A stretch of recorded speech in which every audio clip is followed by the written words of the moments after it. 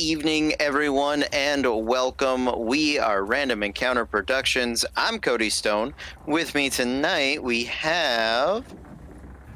Howdy, y'all. My name's Mars. I'll be playing Tyroth Oakenblade, the Wood Elf Rogue. Hi, everyone. I'm Cole. I will be playing Olaroon Dawnseeker, the ASMR Paladin Hexblade Warlock. Hi everyone, I'm Eric, and I will be playing Sirach, the Arakocra Horizon Walker Ranger. And I'm Megan. I'm playing Sarai Landir, the Eladrin Glamour Bard. Awesome. Welcome. Point of order. Can we make sure that Eric always has to do the voice every time he introduces himself? Not for the introduction. The voice, it's got to catch people off guard immediately on my first words of the game. Well, he does make a point. So, welcome everybody. Welcome. So this is Disasters in Danger. It is our D&D 5e high fantasy game set in our very own homebrew world.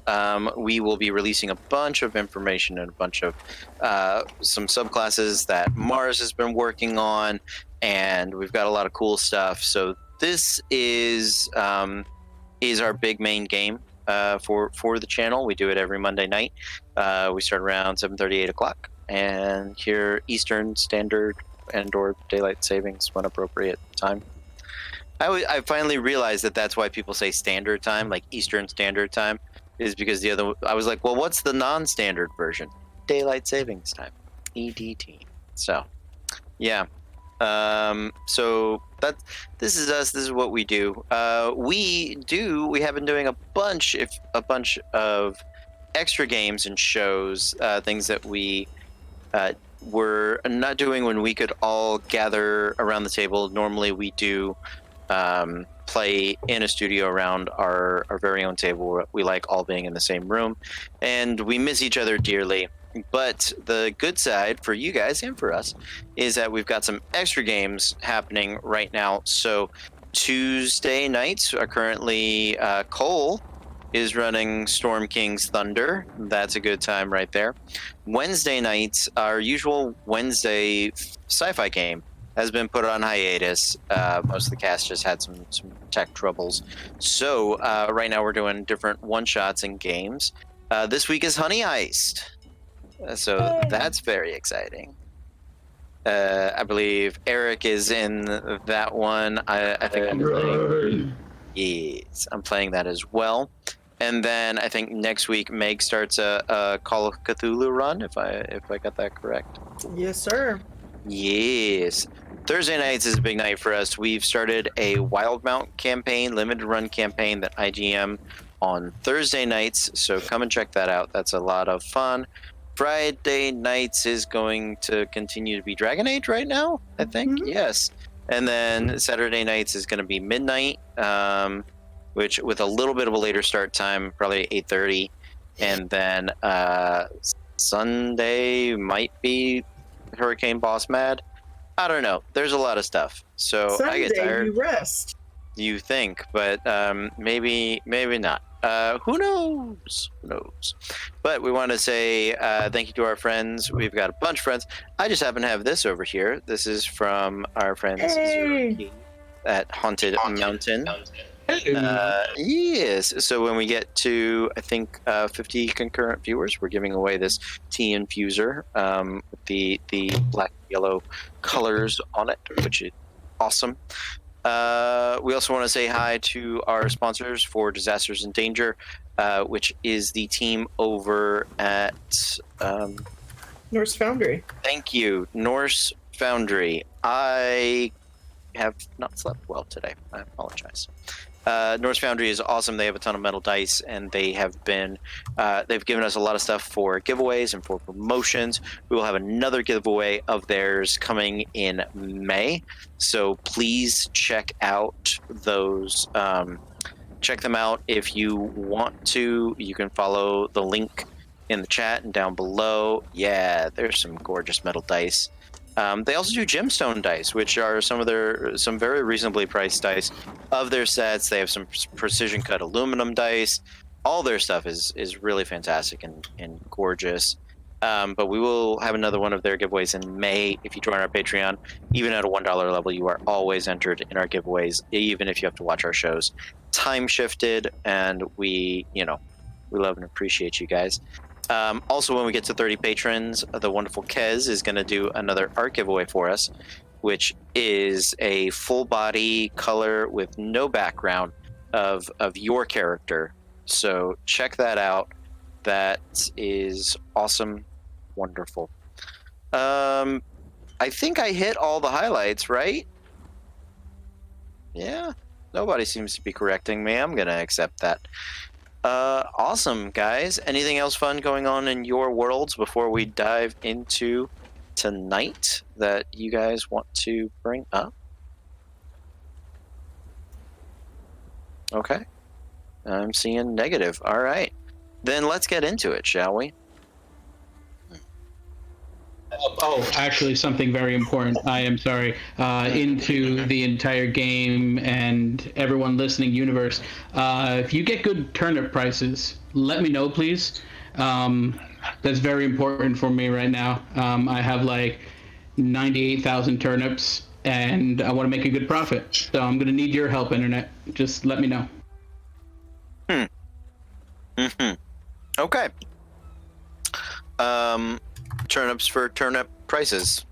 I suddenly feel like I have to ask you about your cabbage cart and it being run over all the time.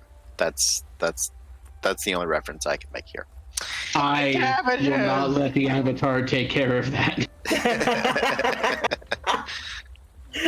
And one surprisingly knowledgeable cabbage owner. Bald fuck isn't getting my produce. Not this time. There, I think if you guys haven't seen it, I believe there's a pop vinyl, like a box set of the cabbage guy and his cabbage cart, his cabbage wagon.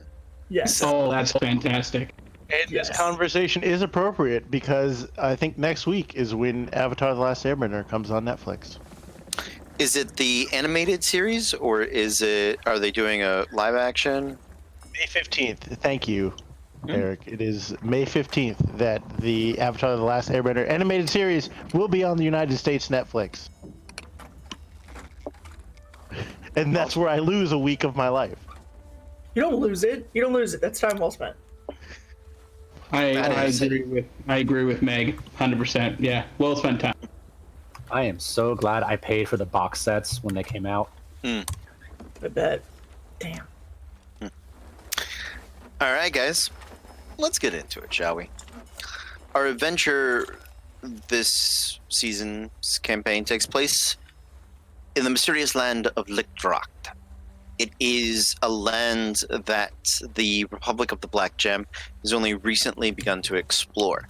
The way that they do that currently is through the Magnus Exploratorium, a branch of their arcane college that is dedicated to archaeology and anthropology, as this vast, wild, and untamed continent stretches out before them.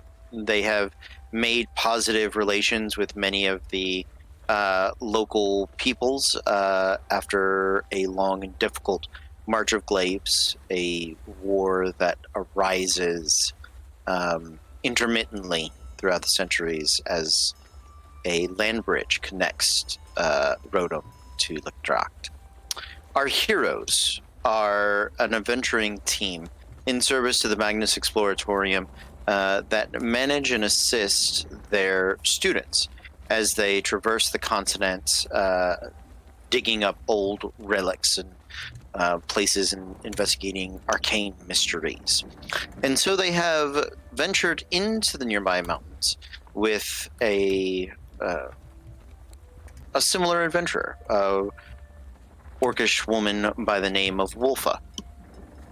Wolfa's brother and her friends had taken a job while she was out, and they have disappeared amidst some mysterious blinding lights in the mountains of I'd have to look up their name. I apologize. Into the mountains. So our heroes have traveled with her into that area, and when over the past 2 weeks they had split into different groups. One group took a path to the, doing them in my head, to the southeast, and circled around to a hidden cache that was being hoarded, gathered, and protected by an ogre Howdah and the goblins that rode on its back. They had dispatched him and found a cache of gold and a few minor magical items, as well as I believe, a path into a cavernous area that they had not yet explored. The other team had investigated the lights themselves, discovered that there was a great emanation of unfiltered, pure white light that spread throughout the western side of the mountain and then disappeared back within the mountain itself once again.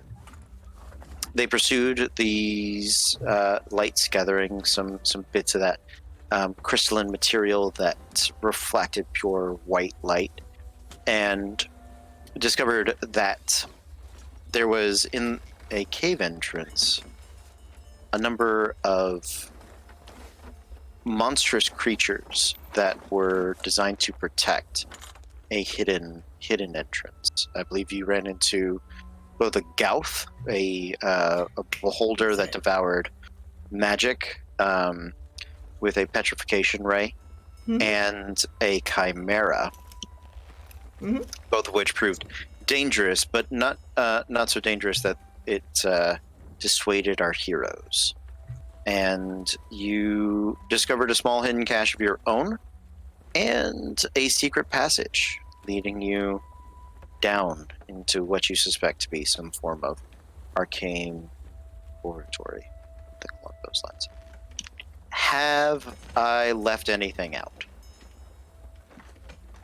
Is there any? Because I know who was on last week. Meg and Eric. Oh, we gotta go. Oh, we gotta go like a 2-2. I thought I was afraid it would be like a 3-1. There'd be one person that was like, "Wait, what happened?" So for those of you that fought the Howdah and those of you that fought the Gauth, did I leave anything out that seemed important to you guys? No, not really. When we fought the Howdah, we almost stood there for the entire time waiting for something to happen. I didn't want to point that out. That felt rude, so I'll just leave that one up to you. Yeah, I remember there was 2 of them that we were thinking was around. One of them we found, and the other one we're thinking would have been backtracked on the path in another little hidey hole cave. Yeah. But these guys were a little smarter than average, which is a little concerning.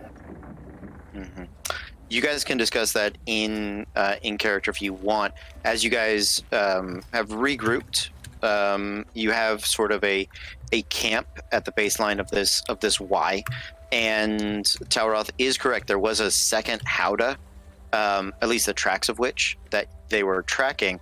Saride actually, that's the path you guys had traveled and investigated. You did not run into a Howdah, however. You did not run into the ogres or goblins of any kind. And the floors in that cavern were almost immaculately clean. That was one detail. There was evidence of creatures that have been petrified and then stone melded into the walls. Stone shaped into the walls. And there was a section of the cave that we didn't clear that had Grell in it. Yeah, there are still some dangerous beasts in there. There are some Grell. I believe there were some other things. Grell were the ones that were identified. But we found the entrance to the ruins. Yes, it's deep in that cave though, so you may run into something on your way back through. Okay.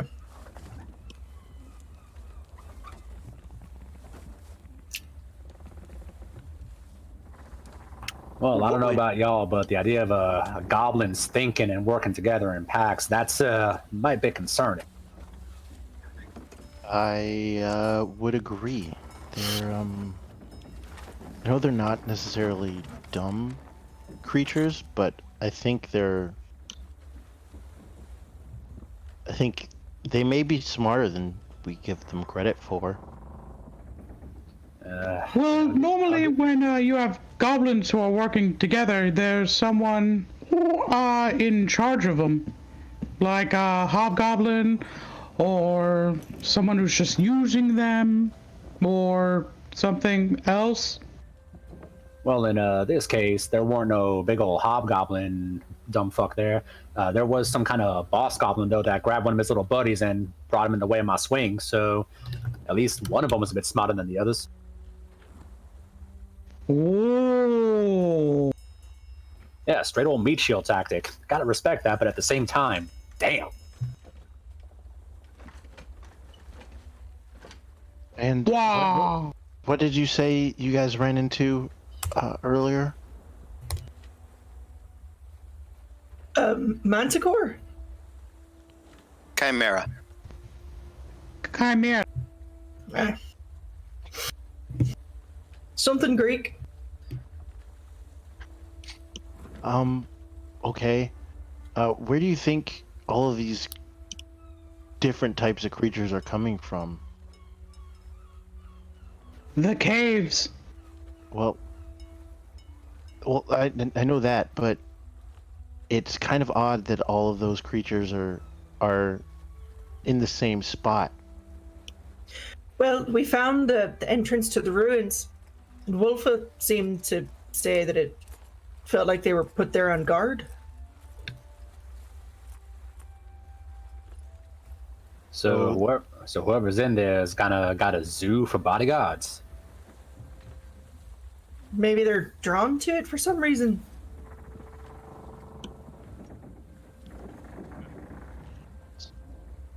This is weird.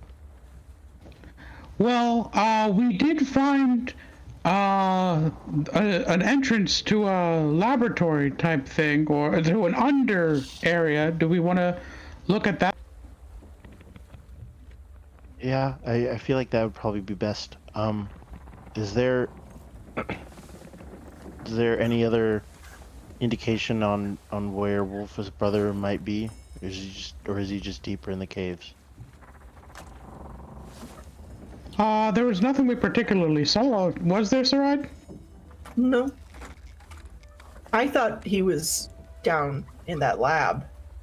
That was I thought so too, but I don't think we know. yeah, we don't know where he is.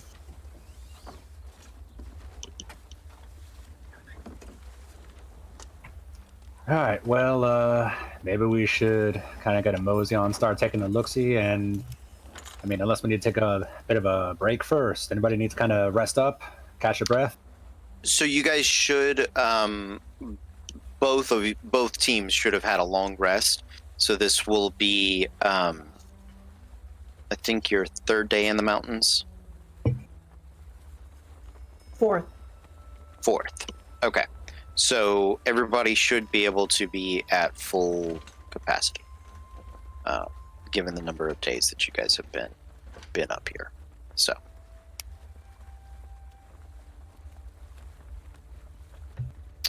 Wolfa, are you ready to head in? Yeah, I am itching at the opportunity. I would assume so. Well, if you all ready, let's go. My female. Follow me!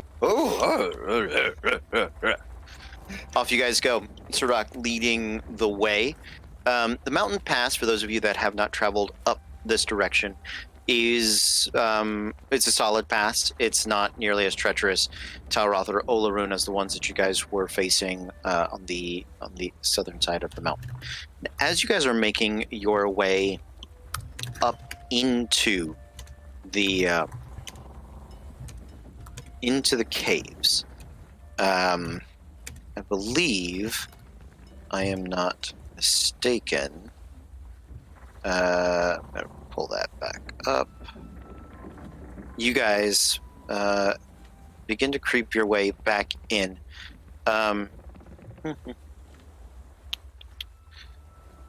Sirach, you know where you're going, right? So I'm gonna leave this. I do. I'm gonna leave this up over here, just next to our stuff. There, it's a little side path. You know that down here was the room in which you found the secret passage over there. Is there anything? Are you just gonna head straight there? Do you guys have a marching order? How would you like to approach this? If I remember correctly, we heard that there was something around there. Ping it again for me. The L? The Grell were down here. There was something in this area that you guys heard, but you did not identify. Yeah, I think we were able to sneak by it. You were. Yep. Yes. I would. In that case, I would let everyone know that when I give the signal, we're going to be coming into an area that might possibly have something there, and we need to be quiet. Good luck. Okay. So you guys begin to travel into the cave. Sirach in the front. What is your marching order otherwise? I'm probably like right behind him. Okay. Yeah, through a chunk of it, you could be behind or next to him. Talroth? I'll be bringing up the rear, just keeping an eye on anything behind us. So hood up, trying to stay hidden, just keep a... Saride, you're in the middle? Okay. Wolfa, where would you like her? She's melee? She throws axes, but she seems to hit harder in melee. Let's put her up behind Sirach. Okay. Because she was in here too, so... She was, yeah. She was actually the one that, when you guys started fighting the Gauth, was like, well, that might kill them all. I'm going to go try to save my brother. God bless. So... Oh yeah, and wasn't the Manticore running after her? Yes, the Manticore did. No, it was the Chimera. It was the Chimera, and it was after she killed all the Grell, or a bunch of... No, she didn't kill the Grell. Avoided the Grell. Yeah, the Grell are still there. My mistake. That's why I was like, can we figure out where the Grell are now? Because they're still there, or they've moved. Yeah, well, that is the thing. They can move. As you guys are coming into the area, I would like you all to... You are actively looking for things. You know that there are things here. I will take a perception check. If your passive perception is better, I will use that for this one, because this is a place you guys have been. You are familiar with what you're looking for.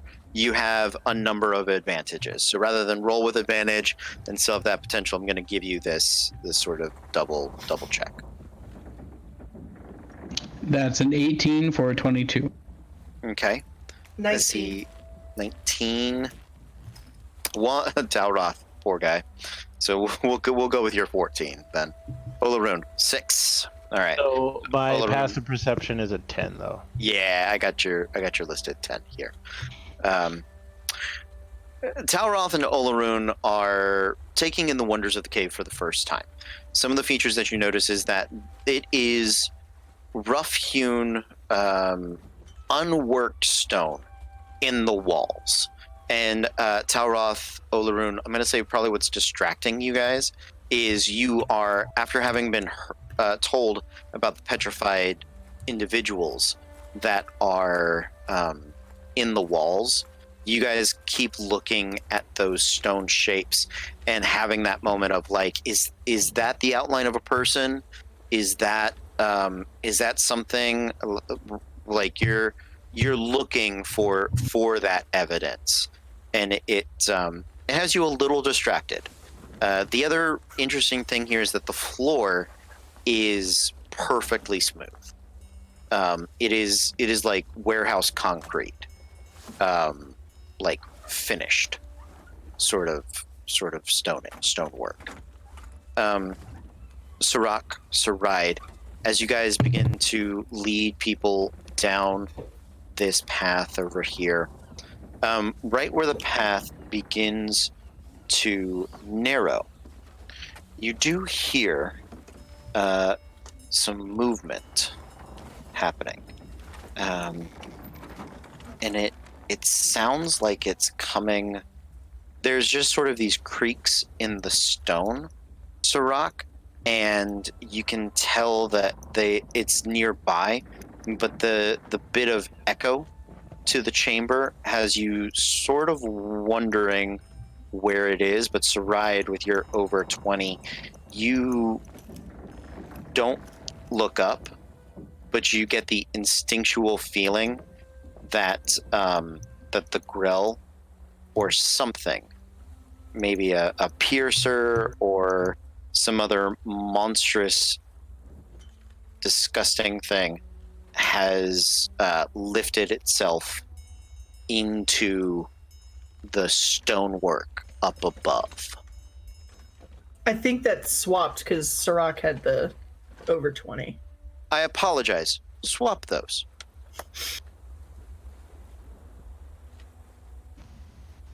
In a very hushed tone, Sirach will look around and, who has the best dark vision right now? I can see all right in the dark well enough. Oh, wonderful. Everybody but you, Bird Boy. Can someone very calmly look up? I will slowly look up. I Okay. will stealthily look up. I'm just looking up. Okay. As Like, soon as, pretend like you're stretching and just look up, but don't stare. They hate it when you stare. okay, I'm just gonna have you guys flip for initiative at this point, because even if you were just super deceptive and like the, they're gonna be like, well, you saw me. I'm gonna try to stab you now. So please, and thank you for showing the camera. Much appreciated. I know, Cole, you do a digital flip. So that's gonna be over here with me. I forgot to grab a Grell picture, so I'm gonna work on that. But I believe we have Olaroon and Saride both on Kings. I think you both have a +1 to dexterity. So no dex. no deck. Oh, that's right. I'm sorry. So that is. You guys tell me who you want to go first. I guess I'll go first then. Is there a creature above us? Yeah. Give me just a second. I will go ahead and show you what this. Do you? I will. Yes, it is a Grell. There are two. Their tentacles sort of, Mind Flayer. their tentacles sort of have spread out into the upper tendrils, and you can see the little barbs at the end of their floating things. The bird beak is had been kind of pointed off to the side to hide it, and when you look up, it looks down at you. I genuinely hate these things. These are petrifying to me. Oh I don't yeah. know. They have a pretty magnificent mouth, I'll say. Ew. It's very distinguished. It's very wonderful. Of course you would say that. I have a beak too. It's not weird. Oh. Can I get within melee range of any of them, or just above? So me? the ceiling above you is 15 feet high. So they are not within melee range of you. Maybe with an athletics check and the reach of your. How tall is Olaroon? He's about 6'1". 6'1". So if you jumped, I mean, if you with an athletics check, you might be able to jump up and swing. It will. Yeah, that goes. Yeah, I do not guarantee that it's going to look terribly good, but I'm gonna try and like jump off a wall and do the just kind of Sure. flail my sword around and see if I catch something. okay. For the athletics check, that is a 16. A 16 against the grill. So many tabs open. My baby Jesus. Yes, that does hit. Absolutely. Okay. Well, that was just the athletics check to get up there. Oh, then yeah. I apologize. 16 on the jump. Yeah, Yeah. you get the jump. All right, and so now I will swing at the creepiest thing I've seen in a long time. Ooh, that is a natural 18. That will hit. Absolutely. Yeah. Armor class on the Grell is 12. They are actually pretty squishy. Not a lot of natural armor on those guys. Yeah, because I want this done as fast as humanly possible, and because they disgust me, I will be using one of my. I will be using Divine Smite. So that's. Are these aren't fiends at all, or undead? You're not sure, but no, they are not fiends or Okay. undead. So that is 3d8 worth of damage. Ooh. 7, 2, 16, 22 points of damage. Nice. That's a big hit. Not quite bloodied, but looking hurt for sure. As it should be. And that does it for my turn. Okay, so ride. I needed to make a wisdom save, please. Wisdom. Looking for real dice, like I use those anymore. I miss them, but I just don't have enough room for any of that. Wisdom save is an 11. No Fuck you. bonus. All right. Vicious mocking. Okay. What would you like to mock about the grill? It doesn't matter. It's just one fucking point. But they do have disadvantage on their next attack. So Do Yep. they? Yes, Yeah. they do. Oh, there you go.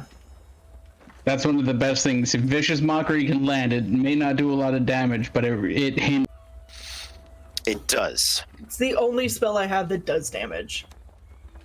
It really gets them thinking hard about what you said to them, and it just throws them. Mm-hmm. You probably just said their beak is not as glorious as Sirach's. Yeah. What did mean, you say? Did A truer statement has never been spoken. Your beak is stupid. Okay, so on a jack, I believe it is my guys. The Grell are going to descend, and these you hear them sort of clicking and chirping back and forth at each other.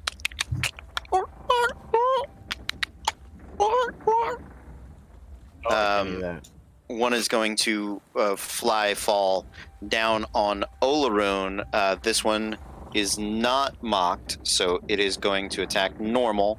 It is going to begin with a tentacle attack and then follow up with a beak attack. So we're just going to roll both of those right there. Both are 18s, both plus 4, so that is 22 to hit. I believe that's both going to hit there, Olaroon, unless you got some trickery. No, you know what? I think I need to save my spell slots. Save So them. you got some- Okay. ASMR nonsense. So that is. I'm just gonna take the. I'll roll it. Why am I? Roll it. Okay. So that is going to be 8 points of. I needed the one. Why did I do it again? Only need 8 points of piercing damage, and I need you to make a Constitution saving throw.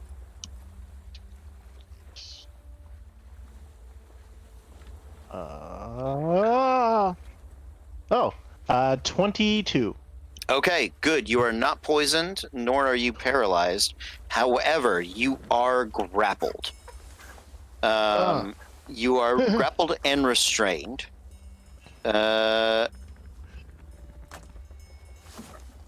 means no, hentai creatures. Mm-hmm. Yeah, it can drag you with it. Oh, Yeah. I don't like any of this. So, I'm going to roll another d20 because it does have advantage on that beak attack now, just in case it crits. It doesn't, but it's still definitely going to hit. So, that is 2d4. That is 6 points of piercing damage. So, the tentacles come falling down around you, Olaroon. They wrap you up. You begin to catch them. The barbs start to pierce in through your armor. You resist the poison, and then the beak just sort of nabs you. Yeah. And then let's see. Is it going to realize that Saride attacked it? I'm going to give. It's got a bunch of targets, so I'm going to roll a d4. 1, 2, 3. Wolf is 4. Saride. She will see death once again. First attack is a 21 to hit. I need you to make a Constitution saving throw. Oh, you would love that, wouldn't you?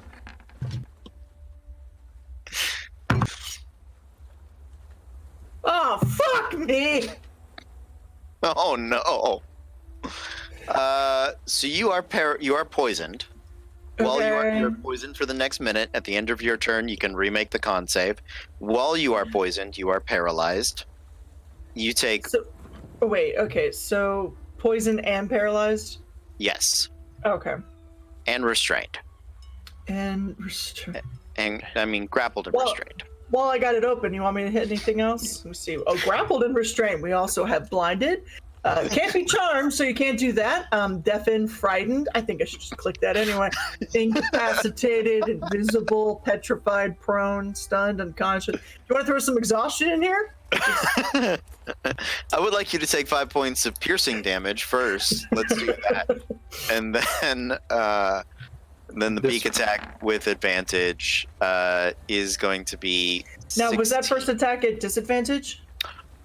You are correct. The first attack was not at disadvantage, but does a 16 hit. Yeah. Okay. So Well, the that first was fine. attack is that. The Okay. second attack is, I would think, still a disadvantage, and it had advantage, so it would just be a flat roll. Okay. Or is it? But I think it's. Hold on. Hold, please.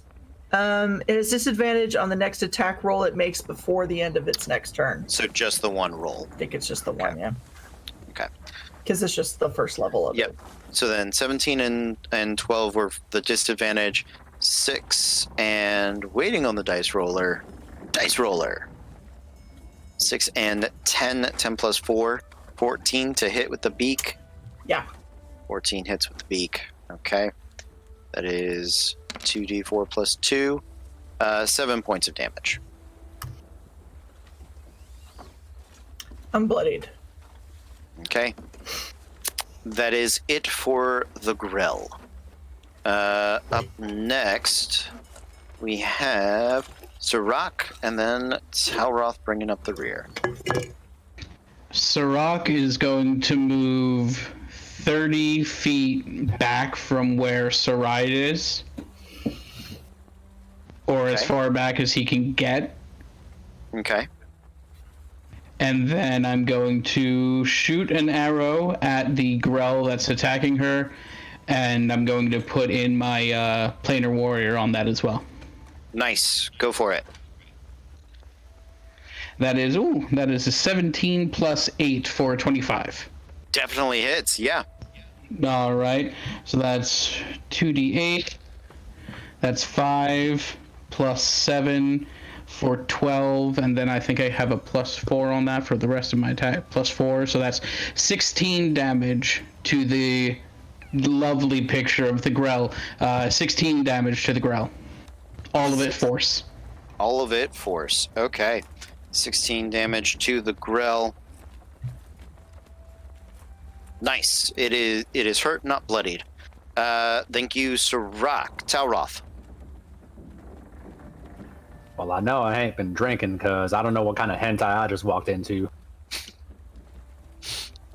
Alright, so one's on the kid, one's on Sarai. The kid can take care of himself.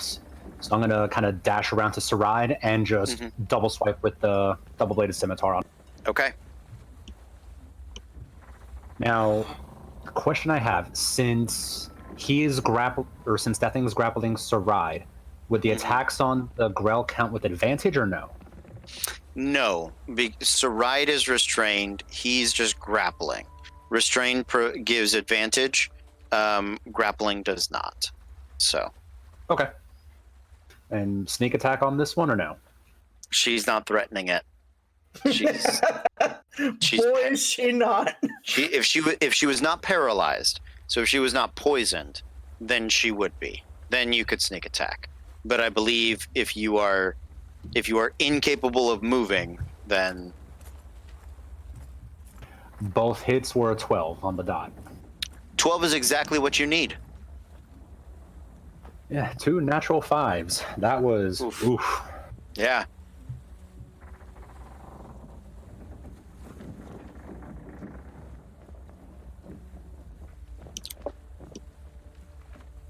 So that's 13 damage total. 13 damage total. Okay. That one is officially bloodied. The one that has Sarai wrapped up. Yay, there. bloodied. Okay. Any other actions? New round. Let's flip them up. Fine. Nice. Is it? Sarai on the ace. You are up first. What can I do? I believe you can make a Constitution saving throw at the end of your turn. I will do that at disadvantage. Why are you at disadvantage? Because I'm paralyzed and poisoned. And everything. If I take poisoned, attack rolls and ability checks are disadvantage. So not saving throws. And this is a what saving throw? Constitution. Okay.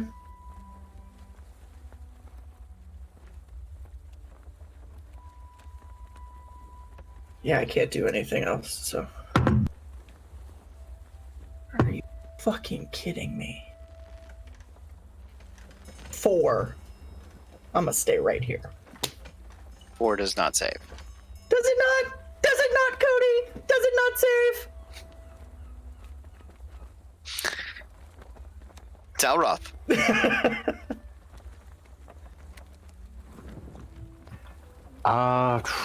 I'm gonna see if I can try to. Can I try to pull this thing off of her? Like maybe slice Yes. the tentacles to break the grapple?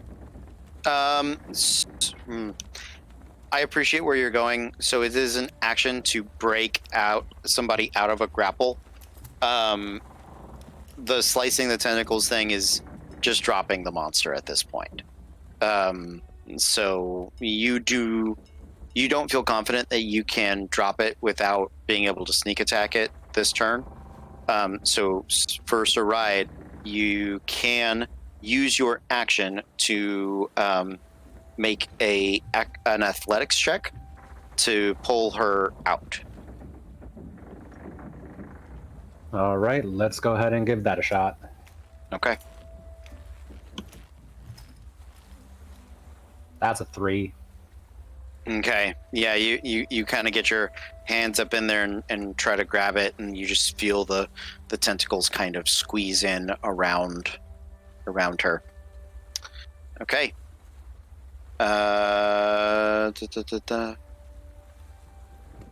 Olarun. Since I am restrained, I can't go anywhere. So I will Correct. attack the one who has restrained me and be like, I said no, let me go. Okay. Attack roll at disadvantage Okay. for being restrained. So that is a Close one, a 13. Hits. Yeah. Sweet.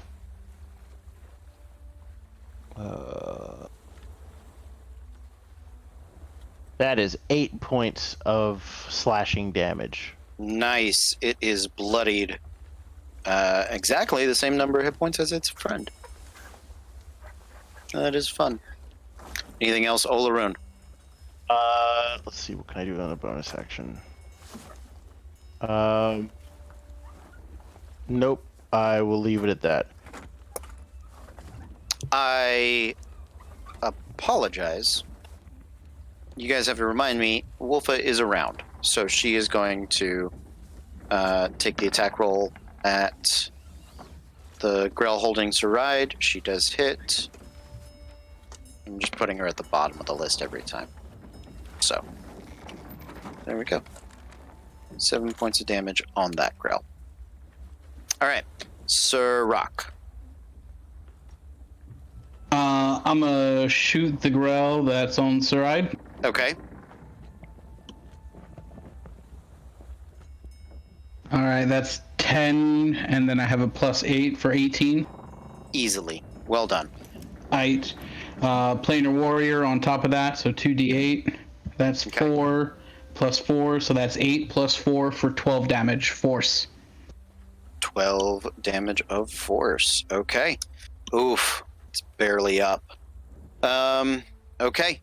That is it for you guys. The Grell are up. The Grell, once they have somebody grappled, must attack that person. So we will start with Olaroon. 2 tentacle, or a advantage tentacle attack on Olaroon. 10 is the higher there. That's going to miss. And then an advantage beak attack on Olaroon.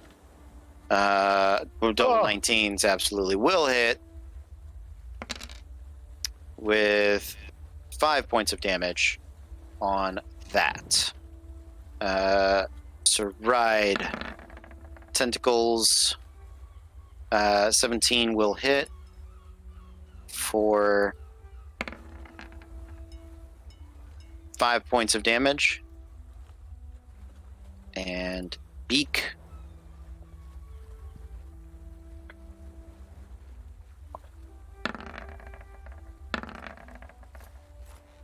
(14 plus 4) hits for 5 points of damage. You still up? Can't hear you. You lived. Yeah, I got 5 points left. So Yeah. She's up. try harder next time, chucklefuck.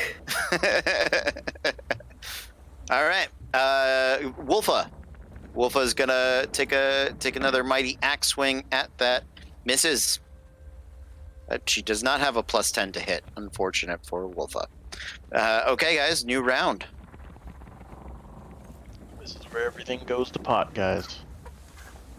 Okay.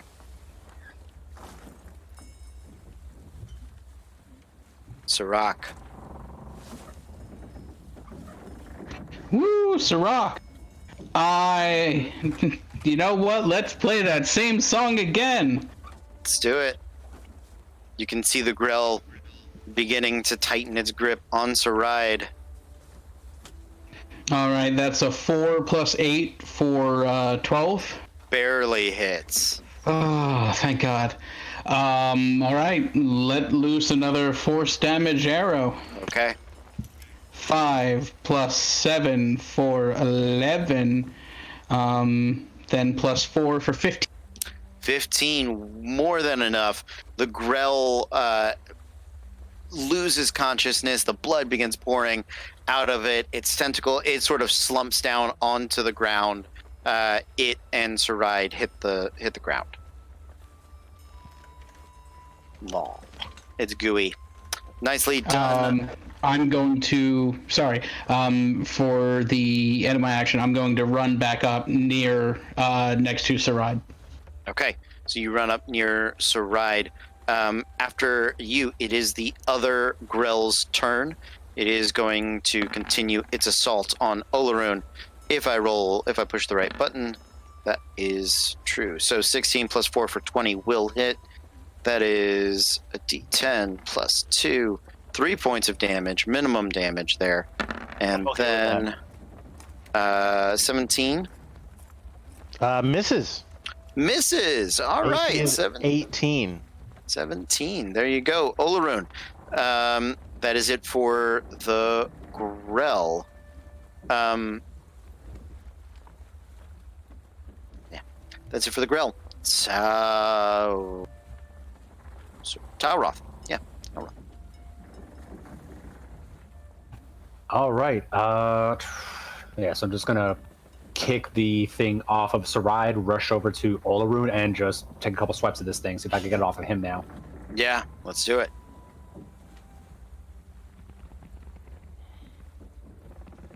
So that's a 15 and a nat 1. Okay, well the 15 will hit. You do get the sneak attack on the 15.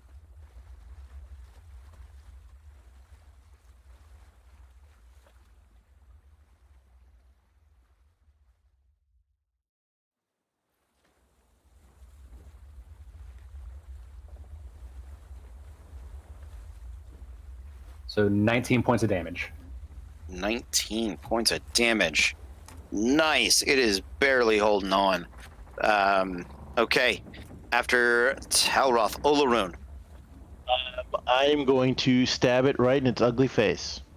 Go for it. At disadvantage, you are still restrained. Okay. So that's a 12 on the dice. Absolutely. So that is 10 points of damage. 10 points of damage. That's showtime. Nicely done. I just go. I said no. I don't like this. Okay. Well done. As you panic, stab the Grell in its squishy brain, the ichor and ooze begins to pour out, and Wolfa will sort of put a hand on your shoulder as it flops down to the floor, dead. There you go, guys. Talroth, on your natural 1 from that previous attack, your blade did end up hitting the stone and gave a little bit of an echo. You don't hear anything else coming at the moment, but you guys are, I'm going to say, a little concerned that you may have alerted something else. Saride, within a few seconds, your muscles begin to work again. They're very stiff and sore, but Do we have a healing potion? Well, let's see.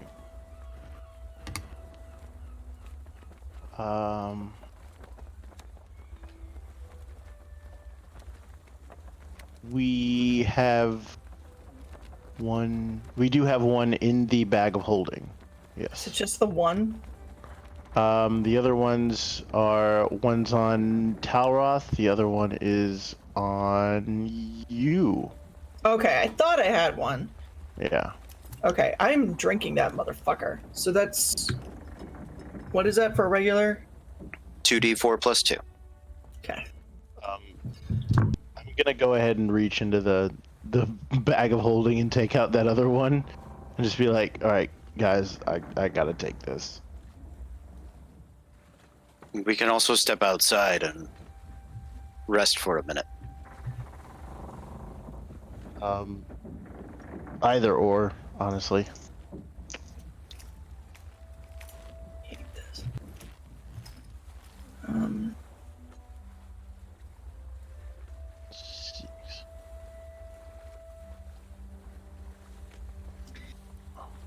Fuck. Fuck. Okay. 2D.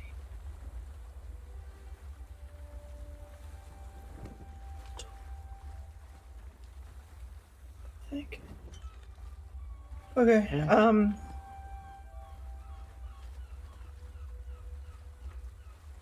I'll give you cure wounds. Hold up. Hold up. I had to get myself back normal ish.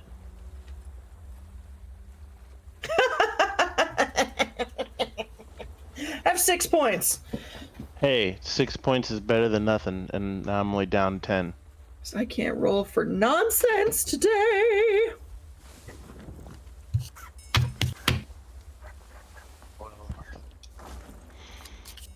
Wolfa, you said we could probably pop a squat, but we should probably wait to do that just while we're a little bit deeper in. Okay.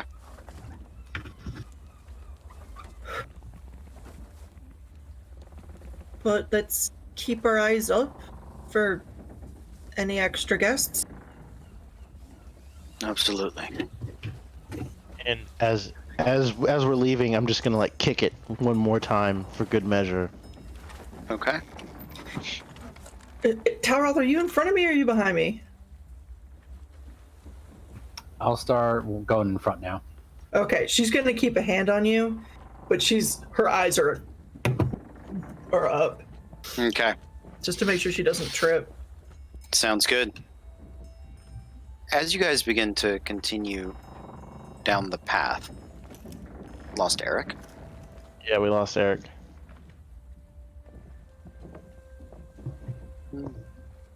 Did we lose him from the chat? I think we did. Yeah. Okay. Well, no, he's in the thing. I'm still here. Oh, okay. Oh, there. Are you coming back? I'm trying. You're trying. I appreciate it. Yeah, give it another shot. I've just got a black box on you for the moment. And as you guys are continuing, Sirach gives you the signal that that this next area may be worthwhile to try to be quiet through.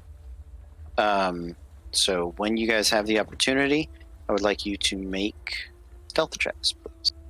Disadvantage. I am throwing my hood up. I'm actually putting the double bladed away and Mhm. kind of getting ready to use the new swords that I picked up. Okay. Bigger, okay, a little more close quarters. Big spinning blade might not help. Yeah. Nicely done. All right. Got you back, Sirach. Thank you, thank you, thank you. Woo woo. Ulurun on a 9 with disadvantage. Saride on a 12. Tauroth with a 26. And Sirach with 12. Sirach with 12. Okay. Everyone's You gonna know guys- we're here. Yeah, you guys come creeping around this corner, and as you start to make your way down this hallway, you can hear something begin to stir from back in this corner. You guys want to just run forward, or do you want to stay and see what it is?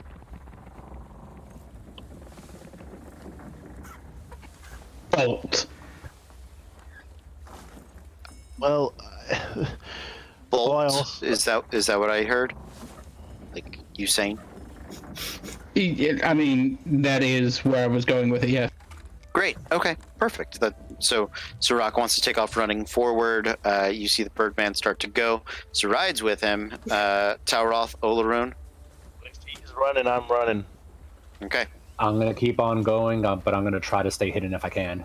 Yeah, that's fine. You can continue to move slowly. So you guys get down around this corner. I believe it was Sirach. You were the one that had found this secret passageway right in here. Yes, indeed. You hit the button on the panel, and you guys begin to slip in there. Tauroth, make me a perception check as you are now in the back.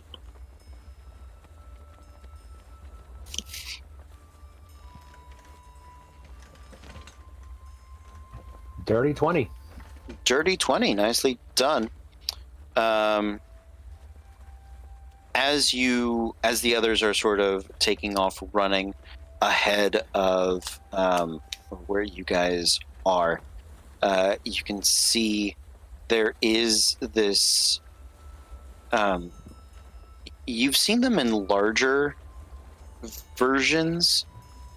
This one, no, just give you a normal one. That's fine.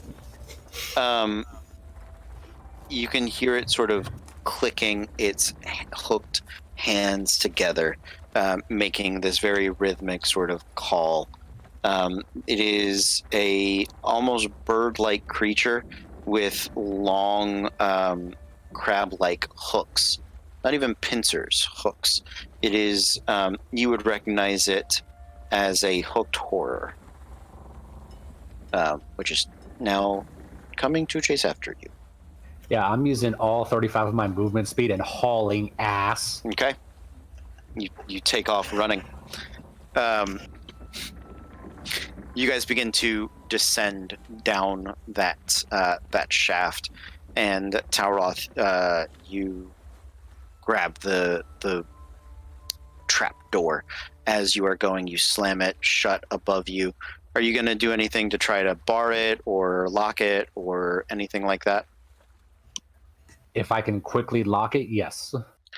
Okay. There is no lock. Do you have something you want to jam in there? Like there's a bar, like the double bar for the lock, right? Where the pin would go. Do you have something you want to stuff in there? I am checking what I have now. I got a crowbar. I'll shove it in there. Okay. Yeah, you go to shove it in there, and it's a little small. It's like the hole's a little small, but you sort of do that weird, like, I'm just going to dig it out and force it through. So you compromise that a little bit, but the crowbar definitely won't give. And yeah, you have, at least for now, a makeshift lock on that door. As you guys hit the bottom of the floor, it is now extremely dark. Those of you without dark vision, none of the reflective sort of nature of the cavern or anything is providing any bit of light. So for Sirach purposes, you guys probably need a light source. He's going to grab a torch. Okay. Yeah, I'll grab a torch. Okay. From here, the passage is similar to the one up above. Rough-hewn walls, things along those natures. Very smooth floor, once again. And it has but a singular path for you to travel down. As you guys are traveling, you keep your ears peeled and your eyes sharp as you continue to work your way forward. It's a decent trek. You realize that you've traveled lower in elevation, so to a wider base of the mountain. With the shaft you guys climbed down was probably like 25-30 feet at least. And so you've got a little bit of a trek, maybe 200 feet. It does wind a little bit. It is not perfectly straight. It sort of twists and turns back and forth, but you don't hear much. You did hear in the beginning a little bit of banging and sort of something trying to work its way through that trap door, but nothing up ahead, at least as of now. As you guys are stepping forward, Sirach, you do see there is a bit of a light source up ahead. And as you inch forward, what would you like to do? Stealthily inch forward towards the light. Okay. Can Olaroon just start thinking about why there's a bunch of these warped creatures down here? Mm-hmm. And try and figure out what could cause something like that at some point. Yeah, you can make an Arcana check if you would like. Yeah, go for it. Could I try like a nature or survival check to see if all these creatures we've been finding in here, if it's natural for them to be in places like this? Yeah, I'll take a nature check. That's a 15 Arcana check. Okay.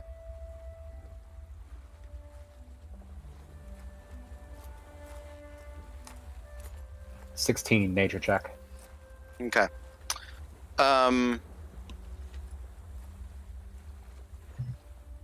So Olaroon, the purpose for these petrifications and submersions into the rock escape you a little bit. You're not quite sure what or why that is happening. You are aware that there are a number of monstrosities, aberrations, things like basilisks, medusas, even certain beholders that have petrification rays, and anything with magical acumen could stone shape it into the walls. That is all. So you kind of know the how, you don't really know the why. Talroth, as for the things that have been faced, there are some clear reasons you think kind of that makes sense why they're here. Gauth they're intelligent. They you suspect after Sarakan's ride have told you that it had a petrification eye stalk. It may have participated in petrifying and stone shaping these things. Gauth are mean-spirited, sort of bully-like creatures, and they devour magic. And this, if there's a magic laboratory down here, you get the feeling either people coming to search for it or whoever ran it at one point may have been entered into some sort of agreement with a Gauth, right, for guard and protection. And yeah, it's not bad. Chimeras are made; they're not born, and so if it is put somewhere, like it's a guard pet, and it's a decent one in a mountain range because it can fly and go out and search around. Grell naturally live underground and in caverns, so they may have just been brought in. They're not stupid though, so they may have had another sort of arrangement put together. Most of the monsters you guys have faced, other than the Chimera so far, have some form of intelligence to it.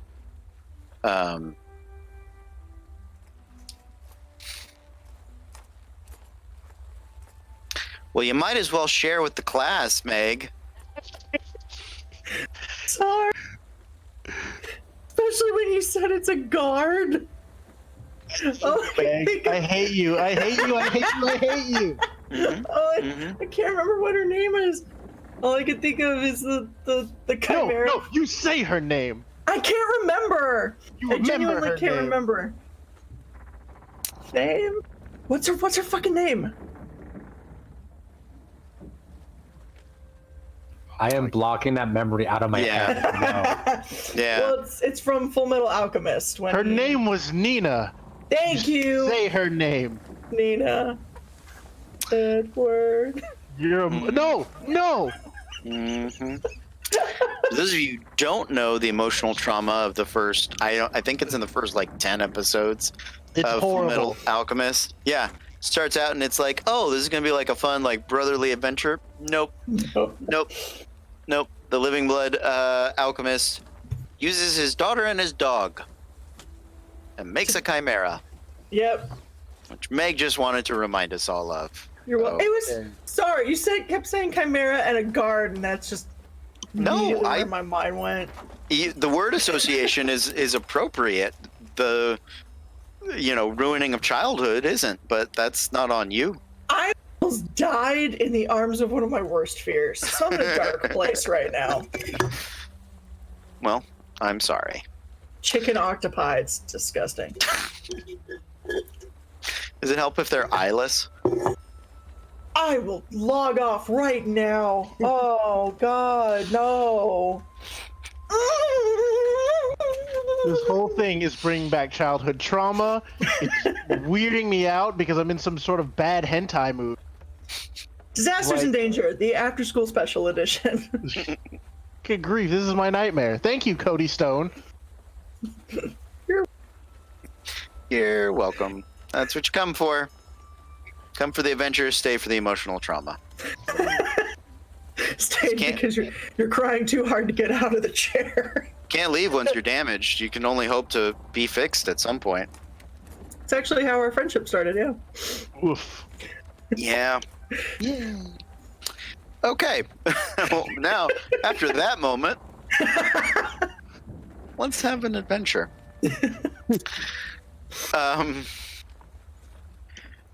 As you guys are thinking about it, and This is still just the one hallway, right? Or yeah, hallway. just yeah. Pathway, hallway. Yeah, it's got a roof and walls. It's a hallway, I guess. Sure. Okay. It is still just the singular path. Sort of curves around to the left, and there's a little bit of like a little button hook, kind of. But you can see some of the light coming from beyond that area. Looks like flame, sort of the way it dances. There's a distinct nature to light given off by fire. Would one of you that is at the front, if you want to do like a stealthy peek, one person can try to stealth and make a perception check. Olaroon is voting for Sirach. Oh no. Oh. Talroth? Whichever side Talroth. Talroth is on. Talroth's in the back. I mean, it's up to you guys. I feel with my inability to see that Talroth true. might be the better choice. We'll that would be crowd a- surf him over. Okay. And that's a 28 on stealth. You are very stealthy. They don't even realize that you have passed them.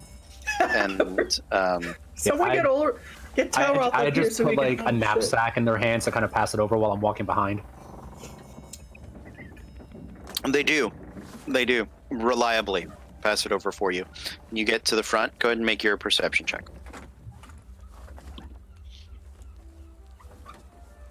$12 total. Okay.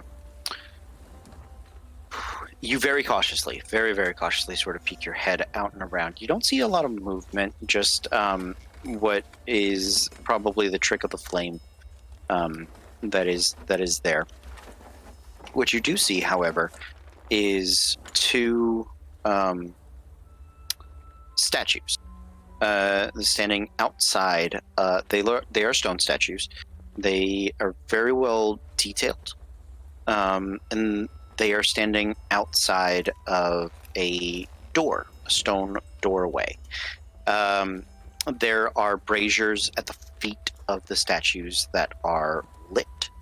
And the door is slightly ajar. The most interesting thing about all of this is the size with which these things are designed and made. The height of this area. You suspect you've been kind of descending a little bit, so you're maybe. It's a tall mountain. You guys haven't gone that far down, but it takes up room. It is.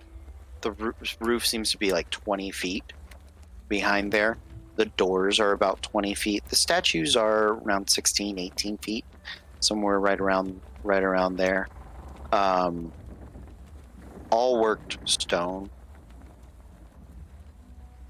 And the door is slightly ajar. Like 5 feet ajar. Yeah, so I'll relay that information back to everybody. You guys play the telephone game. Wolfa in the back just thinks there's a pigeon.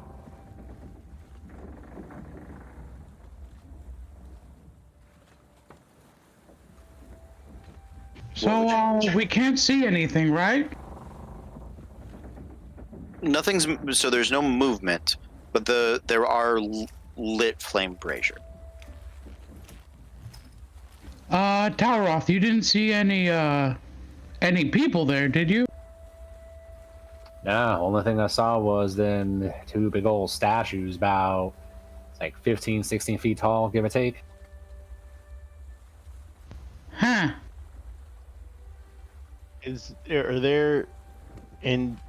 Are we able to like make out anything past the statues? Just the door. The door.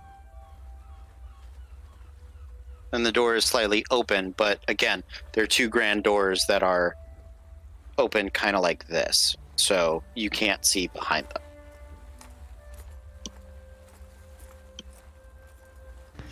Do we want to look at the doors? Or more importantly, what is behind the doors? And I can try to sneak a little bit more around, try to get a better look-see.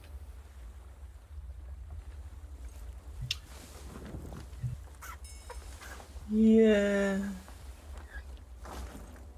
Alright, so I'll just kind of stealth back in and see if I can get a better view. Before of- you do,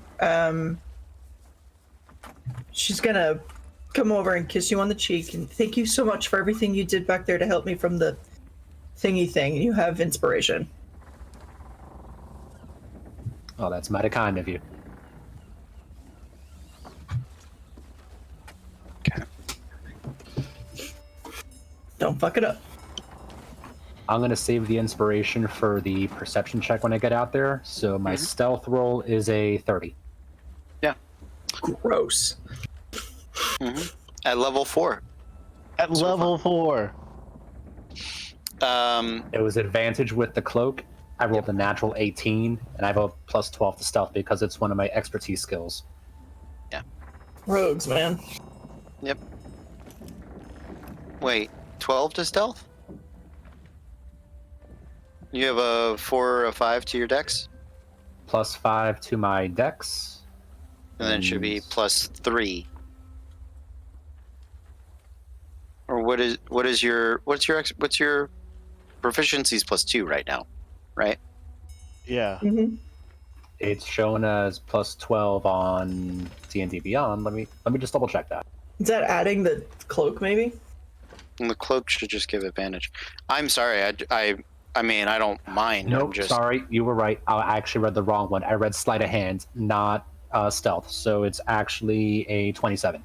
Sorry Okay. about I mean, Well, that fails. sure, still amazing. But I was like, wait, even with that. So the sleight of hand with the that makes that. sense. The sleight of hand has the gloves. Yeah. So Yes, that was my fault. all that math checks out. I mean, the difference on those two stealth rolls is negligible. But thank you, I appreciate you double checking it with me.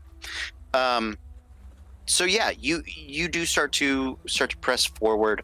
I'm gonna pop this up because I took the time to load it, and I don't.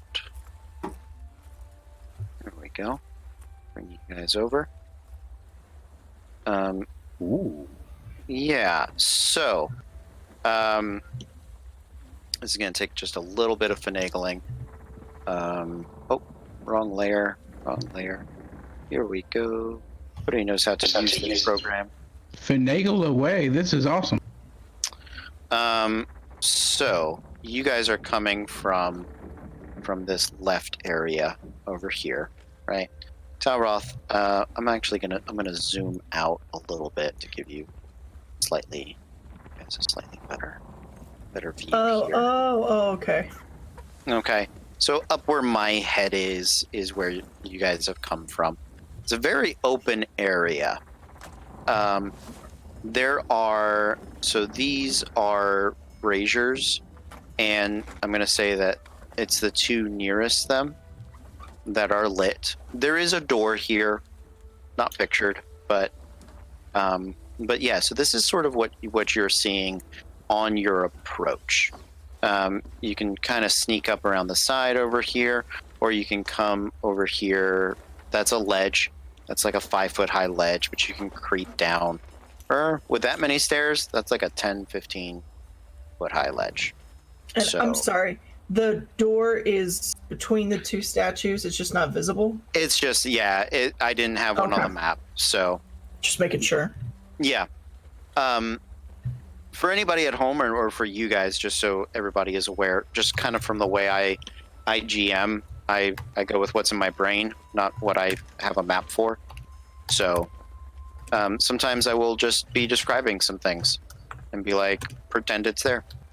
We are all imaginative people. Theater of the believe mind. us. Yeah, Great. that is sort of my preferred lifestyle, to be honest. But but it's a visual medium, so let's cut out this My Dinner with Andre nonsense. Have some action. Okay, Abed. Exactly. Troy and Abed in the morning. Nice. Nice.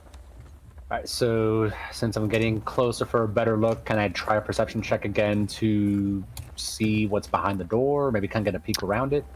Okay, so yeah, you just need to get like over on this side, over here, to get a peek in the door. Okay. You absolutely can. You can go ahead and make a perception check.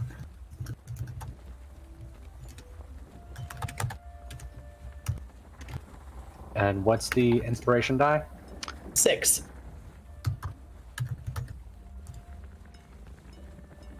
Yeah, rolled high on this one, so that is going to be 27. 27. Okay, nicely done. You actually see a fair few number of things. One of the things that you do see is that you get the smell of oil, lamp oil, and it's actually a very distinct kind of lamp oil. It is a lamp oil that is traditionally used primarily by goblinoids, hobgoblins and goblins. And you suspect that is the smell of the oil burning in the braziers. But you also catch a little bit of the residue because your head is kind of like right there, and you're about ground level with that. As you peek up and over it, you see a little bit of glisten in and among this pattern. You suspect that there was some trick to unlocking this door that had to deal with fire and pattern, and it was its own puzzly nonsense. But it looks as though somebody has done this in front of you. Also, among the stone feet, you do see once again some of the indentations and impressions of that ogre Howda. Behind the door is less interesting, unfortunately. So it is a long, straight hallway, but it does lead into a much larger chamber of of what is some form of stone, arcane or mechanical laboratory. One of the things you do notice is that these statues are very lifelike, but they are you suspect them to be stone giants, or rather, at one point they were stone giants. They may have returned to the stone at this point. It does not look like they have moved or been disturbed or disrupted. You suspect because this was done correctly. Whatever this is. Does that all make sense? Yep, that makes sense. Okay, cool. Alright, so I can give you one more small detail. Once you get inside, once you see inside, sort of right along this wall here, you do start to see much in the way of like a menagerie, or in the way of a well, it's like one of those reliefs, kind of like a Greek relief of stone monsters and people, very much life-size stone figures that are partially in the wall. that have all sort of been either molded or stone shaped in there. At this distance, I'm gonna actually the 20 plus. I'll tell you, yeah, you suspect that there are a bunch of creatures, humanoids, intelligent and unintelligent, monstrous and civilized, that line the walls of this place. Nope.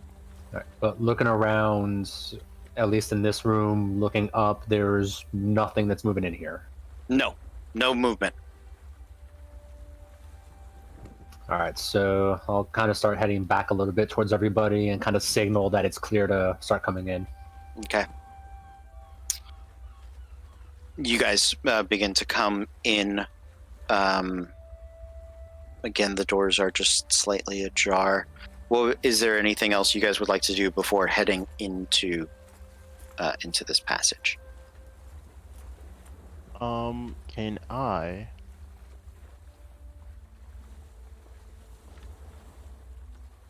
Is there a rock next to me? No, never mind. I'm good. Okay.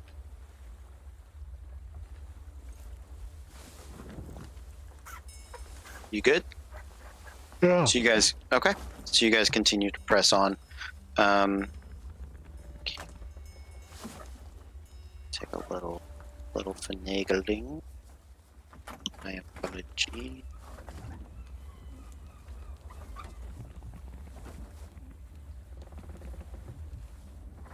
Go.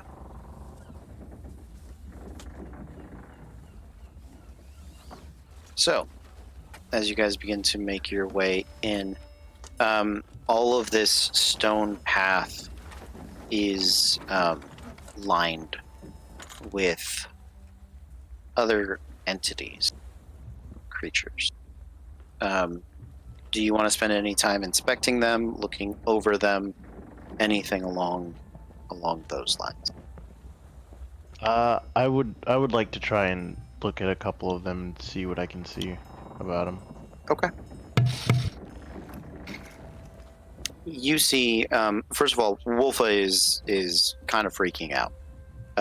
Not in like an anger or uncontrollable way, but you can tell she is spending a bit of time examining each figure in the fear of finding her brother. Olaroon, just make me I'll take perception or investigation. Your choice. I'm gonna go with investigation because it's actually has a modifier. Mm-hmm. Can I help him out to give him advantage? Yeah, absolutely. Thank God, because that was gonna be a 4. 18. 19. Okay. It is artistic in the density with which these creatures have been put in and arranged. One of the things you do notice is that it looks like one of the grell was pulled out of the wall, as there is a size and shape about the size of its head with a beak, and the tentacles were sort of arranged out to fill in the space. Oh, I apologize. Thank you for the heads up. There you go, guys. Did that update the map for you? Yes. Yes, it There did. you go. So yeah, you guys are coming in.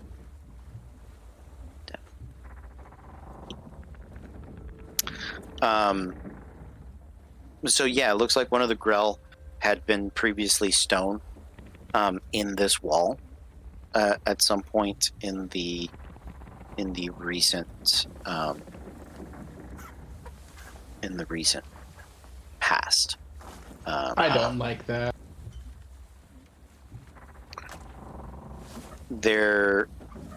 So there's a blank space where that was. You look around. You do see one creature humanoid. The robes of which are sort of flared back and has this face of fear and concern on it, and its hands are up.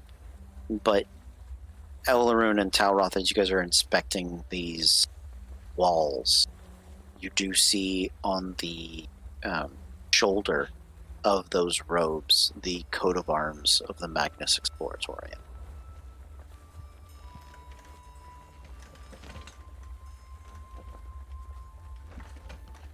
Do we recognize the face?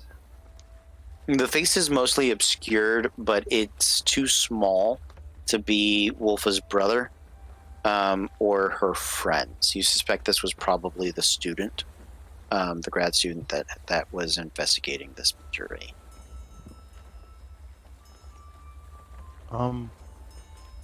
It looks like the way everything's laid out in here, I think we're in someone's like personal museum, or something's personal museum. It's creepy as shit is what it is. Yes, I would 100% agree. My main word right now is that little blank spot we passed with one of them flying beaky brain things. Yeah. Did whoever owns this place, did he have to come down and let that thing go, or does it just come loose on its own? I don't know. Maybe whoever's controlling this place, or controlling whoever turned these creatures into stone, maybe they have the ability to unturn them into stone. Well, that's definitely going to be a bit of a good point there. Kind of get this kid free once we finish up with whatever the hell we got ourselves into now. The only question is if we're able to get... What if all of them get free at the same time? Then we die. And that's what I'm afraid of. Can I start trying to catalog some of the other creatures I see in Ballston to the... Yeah. It seems to be primarily a few more specific areas of creatures. One is small humanoids. Even though the walls are tall, the humanoids that are... Some of them are sort of lifted up and picked up and almost Tetrised into place, if that makes any sense. But primarily civilized and monstrous humanoids you would recognize. Goblins, hobgoblins, no orcs, otherwise Wolfa would probably be far more upset in this moment. Some halflings, some humans, some elves, all of those are there. And then of the monstrous races, it seems to primarily be either monstrosities or aberrations that you would find beneath a mountain. Things that would eat. Make a nature check.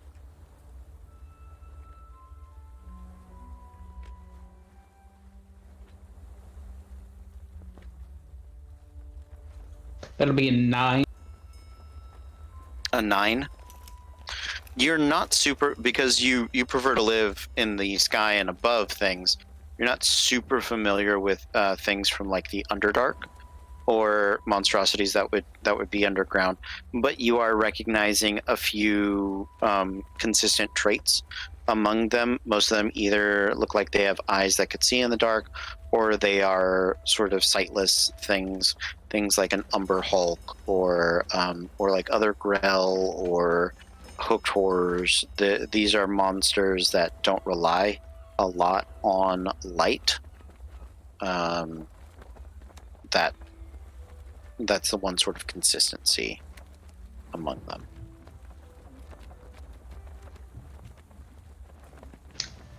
It looks like a lot of the creatures here are... They're just... They They're underground creatures. They're like, they don't have good eyesight. Well, they probably do, but they don't have eyes, some of them.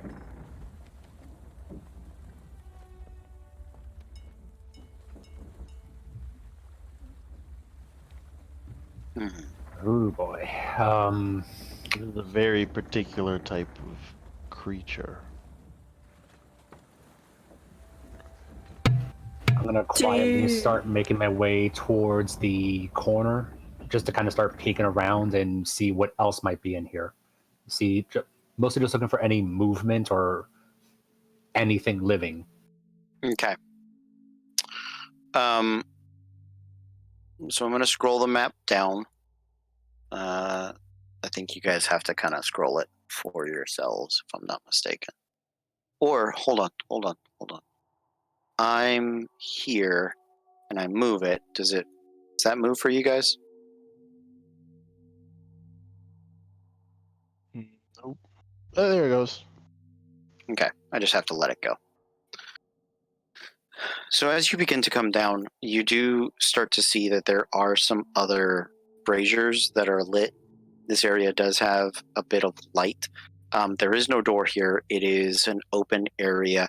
You are not seeing a lot of movement at the moment. However, make me a perception check, please.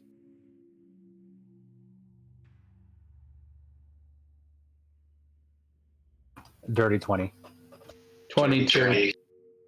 22. Nat 20, 26. Nat 20. Nicely done.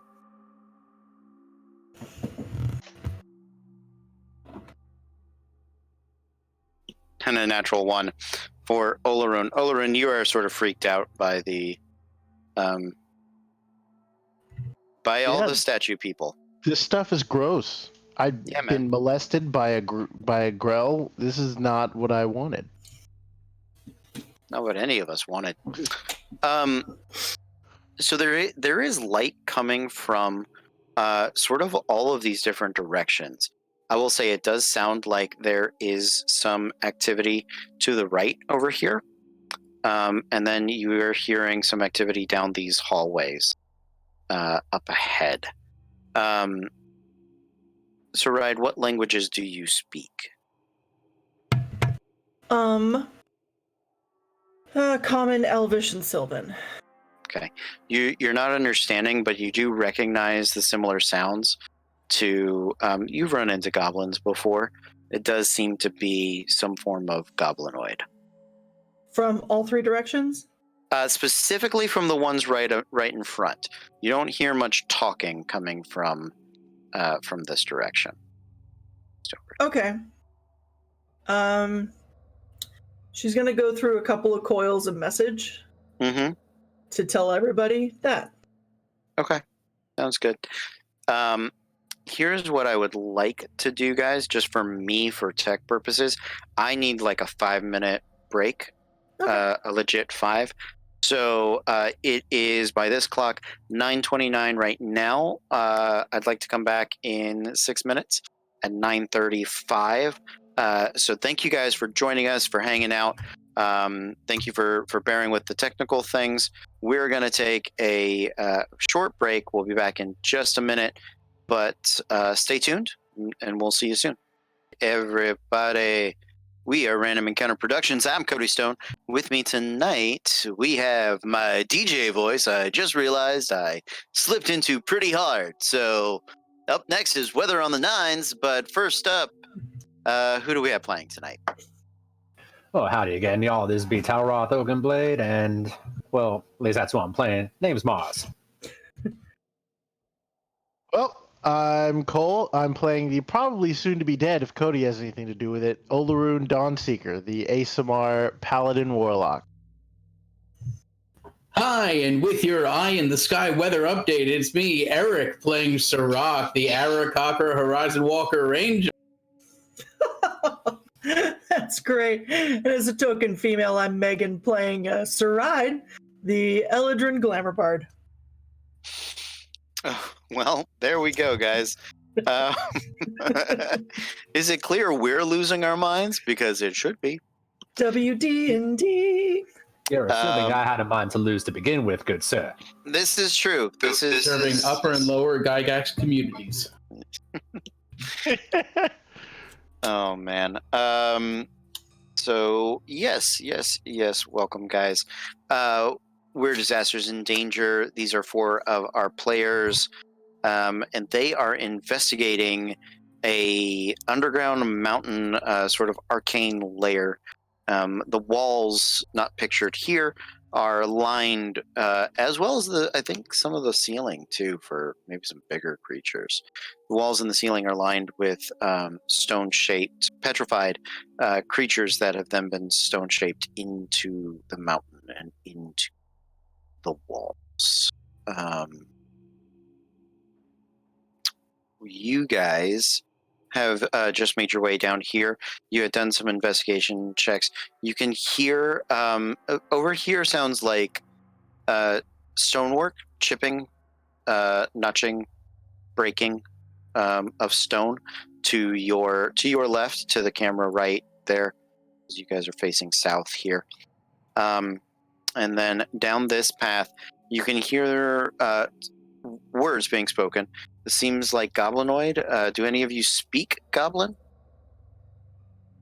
Getting a big no on everybody speaking Goblin. Can I pretend I speak Goblin? I mean, you can. It won't help you understand them. What about Wolfa? Ooh, good call. Wolfa speaks Orcish. It is a sister language, so she will at least be able. Oh no, not. Damn it. Okay, well that didn't help me decide anything. Let's. That's one hell of a roll. Right. I just wanted 1d100. Okay, yeah, I was going to give her a 75% chance. She does speak not 100% Goblin. She's not fluent in it, or she's fluent, not conversational. Let's go with that, if that makes sense. She's been doing her Duolingo every morning. Yeah, the owl hasn't bothered her. It's not The most threatening. passive aggressive owl in all of existence. Yeah, it's not. It hasn't threatened to break her kneecaps yet. So, yeah. She's having a little bit of trouble concentrating and hearing, but what she does convey to you is this. It sounds like there's more than a few of them. A couple of, at least a hobgoblin seems to be in charge, some sort of magus or mage, something along those lines. And they say there's, I think there's another team, and she'll cast her eyes to that side. As they're searching for something. They're searching for something. Something about the rod, not the staff needing a rod, or the rod being stuck. It's gibberish a bit. I'm sorry. I forget who I am talking as sometimes. No, you're doing wonderfully, and she's kind of like as nicely as she can without being patronizing. She's sort of like rubbing her arms. You're doing an absolutely wonderful job. We wouldn't be alive down here if it weren't for you. Thank you. No, I couldn't have made it this far without you all. I appreciate it. You can do this, Wolfa. You can do this. Looking at the architecture of everything, Mm-hmm. and thinking about what she was saying, could I start pulling on some of like my archaeologist knowledge and trying to figure out maybe if I can piece it together? Sure. Yeah. Make me a intelligence. There's not really a piece together skill. I will give you could do insight, or you can do intelligence, and I'll give you proficiency because of your background. Since that's kind of what you're pulling on here. Yeah. History is kind of my go-to mental skill also. I don't know why, but there's like, if you're trying to remember stuff, it always feels like history has an important part to play with it. So history's at a +2, insight's at a +4, but I'll go history. Okay. That's an 11. Okay. You may not understand the specifics, right? But in our purely fictional Indiana Jones archaeology style pulp fiction world, right? Which we all agree and know is not true archaeology, but we're on board. Thank you for the Pulp Fiction dance.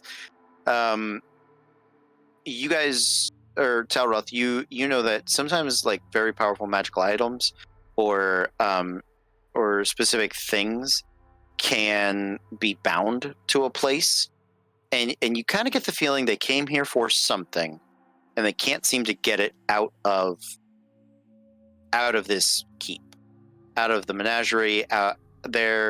That's what their goal is, and they seem to be looking for a piece that will let them take something.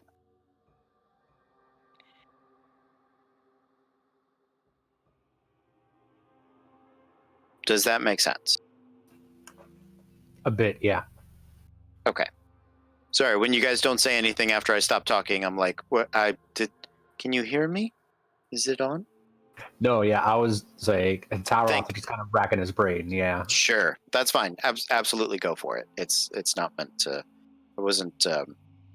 Didn't want to pressure you. I just want to make sure I was being clear. So, do you guys want to do the usual thing and take out the patrolling group, or we finish off with the big guys? Well, the question I have is, which one's the big guys? Is it the guys all the way down at the end, or they're the ones around the corner making that stone crack sound? Or chiseling sound. Yeah, I can't word right now. I'm sorry.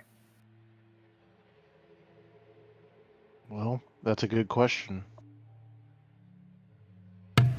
Well, it's goblins further down, so at least we know what we're dealing with. Should we try and see what's around the corner?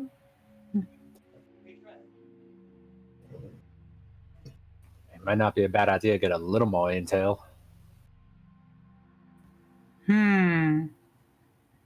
Yeah. I could try taking a quick little look-see, but if they're paying attention, it might be a little harder. I mean, inevitably, we're probably going to have to take care of him anyway, right? Maybe. Possibility. I'll be right back.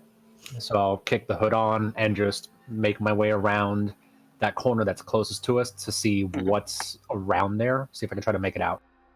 Okay. I'm going to shift the map this way. So stealth roll. Yes, please.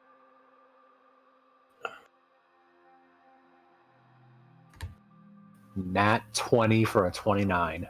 Wow. Okay. Man's out here stealthing through time. No, that's when I start breaking 40s. So as you start to come around this corner, there is a wall. As you look to the north here,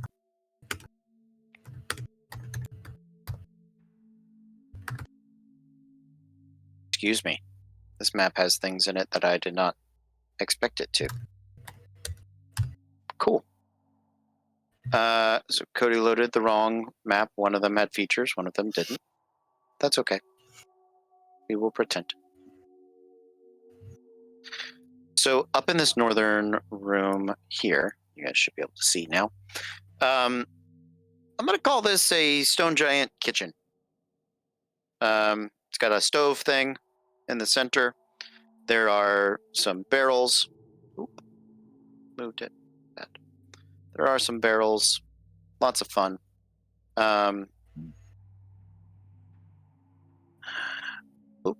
Good. stone giant kitchen. Again, walls sort of lined with creatures and menageries. No noise happening in here, and you don't have to be in there. You can just sort of look in and see. This is not lit. That centerpiece with the kiln there. That is, so there's nothing happening. All the noise seems to be further in, kind of around these corners over here. So you can get into that room, you think, either by going north and to the right or south and to the left, just based on change of direction there. Which way would you like to go? I've kind of got you here. North and to the right. North and to the right. Okay. So you work your way up over here. Okay. Just going this to reveal a little bit more of the map. In this room, these tools sort of are there. There's a lot of stoneworking tools, rather than these being like tables or daises or whatever that is sort of defined as. You can tell that they are coffins for stone giants. And the reason you can tell that is because in this area there are two ogres. One is a howdah, one is a bolter, and there seems to be at least four or five goblins, little goblins, running around, and the giants are using these massive hammers and tools, and they're sort of chipping away at what is like sealed stone coffins, and breaking into them, trying to, and the goblins sort of scurry in, and they're searching for something, as best you can tell. And that is what's happening all throughout this room. You with your 29, they don't see you. They don't see themselves. They don't see anything. So these are sort of some archaeological tools. I'm going to use that term loosely. They're probably just like hammers and crowbars, and probably makeshift at that. It does look like they have brought in some fresher recent supplies. You get the feeling that they've been doing this at least for a little while. And they've a couple of things tell you that. One, it looks like these things are very dense, very difficult to get into, and you can hear the goblins arguing about something and complaining about something. You don't understand the words, but you know complaining when you hear it. That's pretty simple. The other thing you know is that based on the original timeline of the mission from Wolfa's brother and the weeks that it's been, they've been in here digging around for a while and trying to figure something out. So that's what you got. I'll just kind of take that all in, then start making my way back to everybody. Okay. Bring us back over to the group here. All right, so we got two big guys, two big old ogres. Hey, Olaroon, looks like at that second, what'd you call it? A howdah kind of thing. Yeah. So we got another one of those. Got another one. Looks like he's packing a bit of heat on him. Bunch of little goblins running around. Seems like they're breaking into like a bunch of grave robbing, so to speak. I mean, they're looking for something, but no idea what it could be. But goblins ain't too happy about what's going on. Well, it's probably because they're doing somebody's work, and most people are never really happy doing somebody else's work.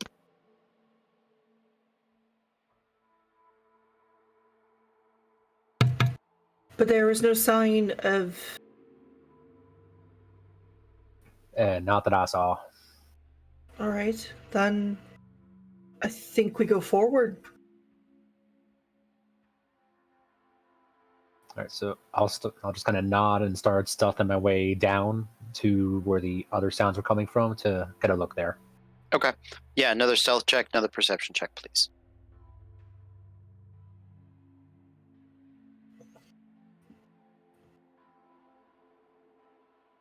So that's 23 on stealth Mm-hmm. and 19 on perception. My Nicely dice are done. finally rolling better.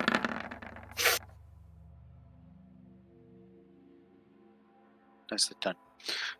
So you stay within the shadows, coming down this little hallway. Maybe you even tuck in behind this this stone giant statue that is right there, so you can get a good look at this room. It is large. It looks like the arcane laboratory. These are, we're going to call them more like alchemist tables rather than just more kilns. One of the things that is slightly different, rather than being this roiling sort of bit of lava, it is still liquid stone, but it glows in a pure white, sort of alabaster-like fashion, and there is a bit of luminescence to it, and it glows much the way that lava would kind of glow. It would give off light, right? But instead of it being that red or orange, it is a cool, pure, like LED fluorescent sort of white, very dull, and you get the feeling that at some point it'll pulse up, and that may be what is causing the style there. You're unsure, but there is also these pools right here. Again, these are not water. This is more of a liquid metal, is what it seems to be. Similar pool over here. Similar stuff happening over here, right? Probably call this some rubble rather than bells. I don't know who decided that they were making bells in here. In the center of the room,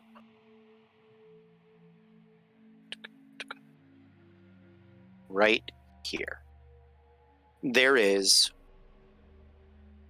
a staff. What is a pretty large, you suspect on a stone giant it would be the size of a rod. In normal people sizes, it's a big staff. It is planted into that center piece there. The runes carved on it look very much to be, it is of a similar design as the menagerie around. Although none of those creatures are small enough to actually fit on that staff. This is more of a representation. Seems much more artistic. In there, sort of examining it with notes, you do see a hobgoblin. One that has notes, books, light armor that is there with him. Nearby, near one of these braziers, is a second hobgoblin. She seems much more, she is unarmored as well, although she seems to have a much more monastic aesthetic to her, and she is standing at a very stiff attention, watching over the mage as though she is his bodyguard of some kind. Around the tables and looking in different parts of the room, at least probably one or two over here and a couple up on that side, are goblins, worker goblins that seem to be milling about doing things. All right, just getting that look around.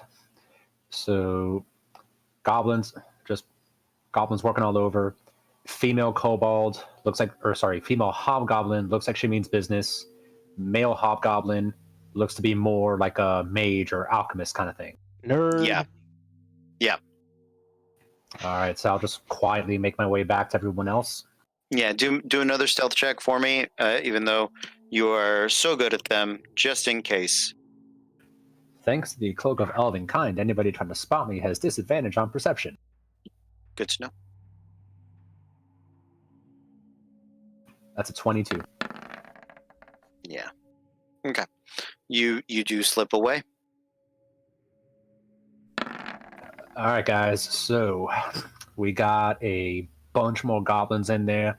Looks like they're kind of doing the same thing, maybe sorting through some of the rubble. I don't know what the hell they're trying to find, but we got two other baddies in there. Looks like a male hobgoblin, kind of a magey type.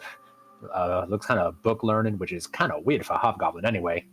Now, there's another one there, female. She looks like she can whoop some ass. So I think we got to watch out for her, too.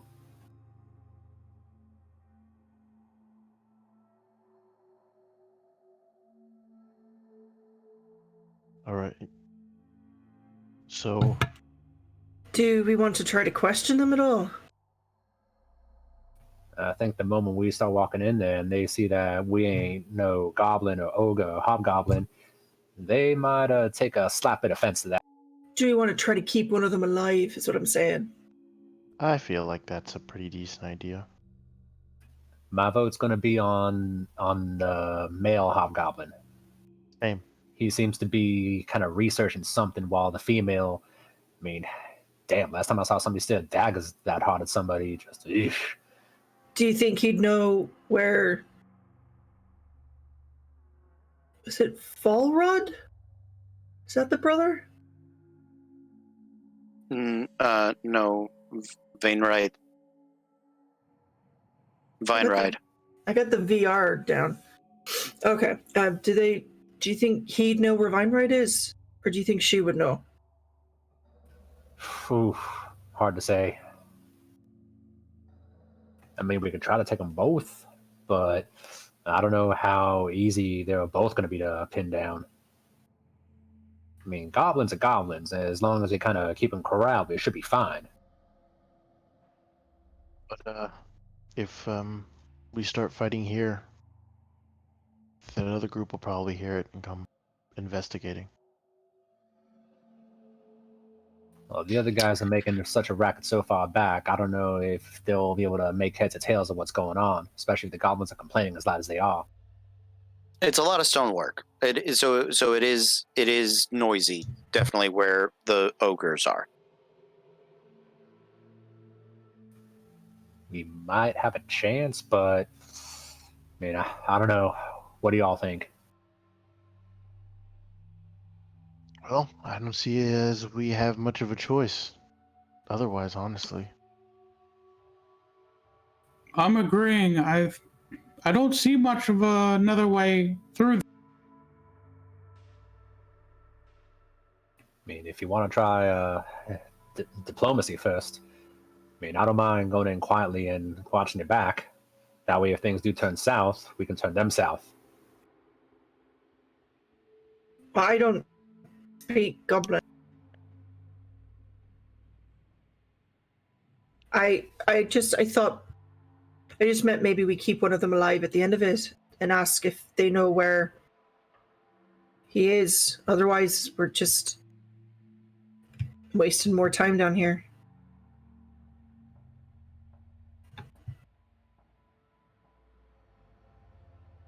I mean, we can definitely keep one alive. I don't think that should be a problem. Or try. I mean, if it comes to us or them.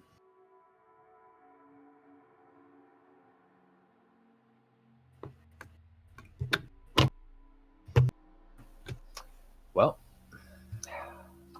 shall we?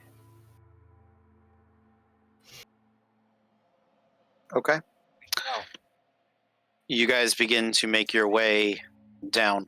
There are two hallways, as you can see. Which hallway would you guys like to travel down? The one furthest from the ogres. Okay. And I will This hall. quietly go down the other one the same way that I came back. Okay. As you guys are traveling up, please make me stealth checks.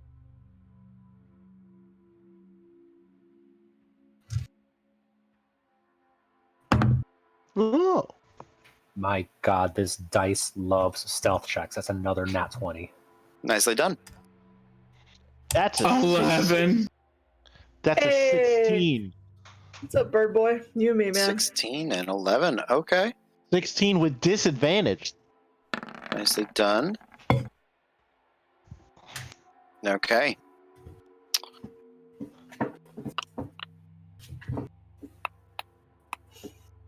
You guys make it most of the way. You get almost into the room, sort of coming up to this edge, right?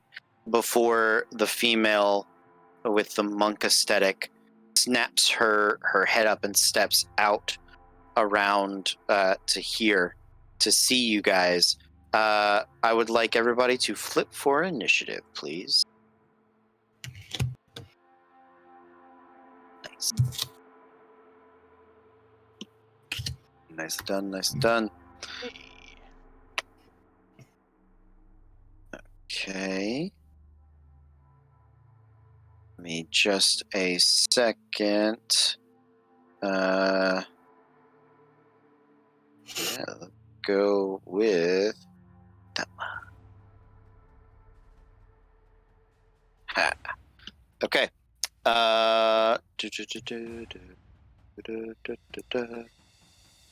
Someone's been playing a bit of that remake. I have been. I've been enjoying it. It is a very good remake. I recommend to all when the opportunity arises. I'm in chapter 14 right now. That's where I am. I'm in 14 as well. So nice. I am doing rip and tear.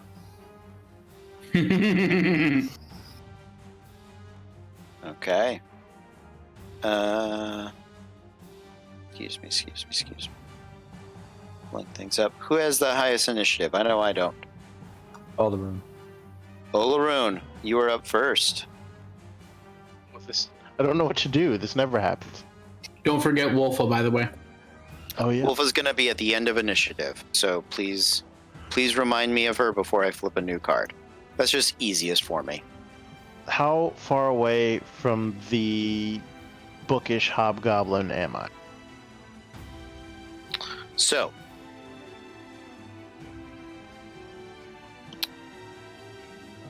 apologies. You guys are right. I'll put you in the front, right there. You are 5, 10, 15, 20, 25, 30, 35, 40, 45. You're about 50 feet away as the bookish hobgoblin. While you are right at the entrance here, the bookish hobgoblin is just on the south side over here. So 50 feet. Okay. Then He does have partial cover just on a line of sight. That Okay. column there. Then I'm gonna go ahead and use my action, since we're going loud, to use Radiant Soul. Okay. And I am going to move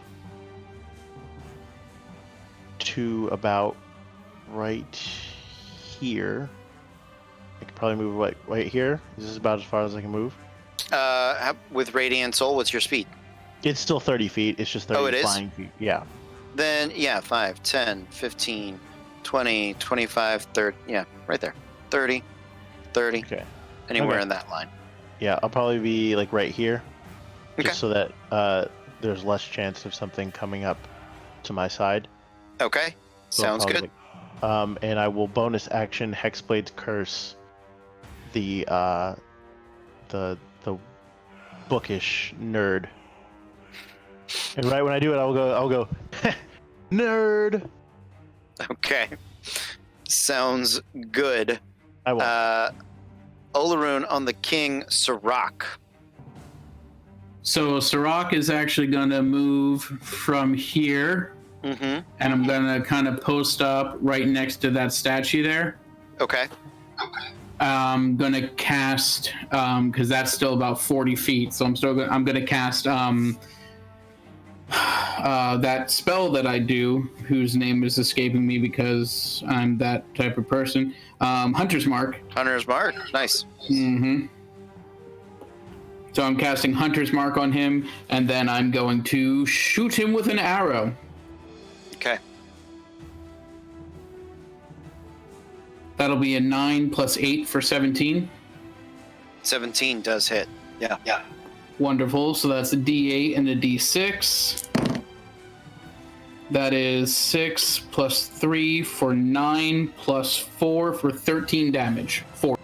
13 points of force damage. Sorry, that's a lie. Not force damage. I didn't do primal. Okay. So 13 total? Yeah, 13 total of piercing. Got it.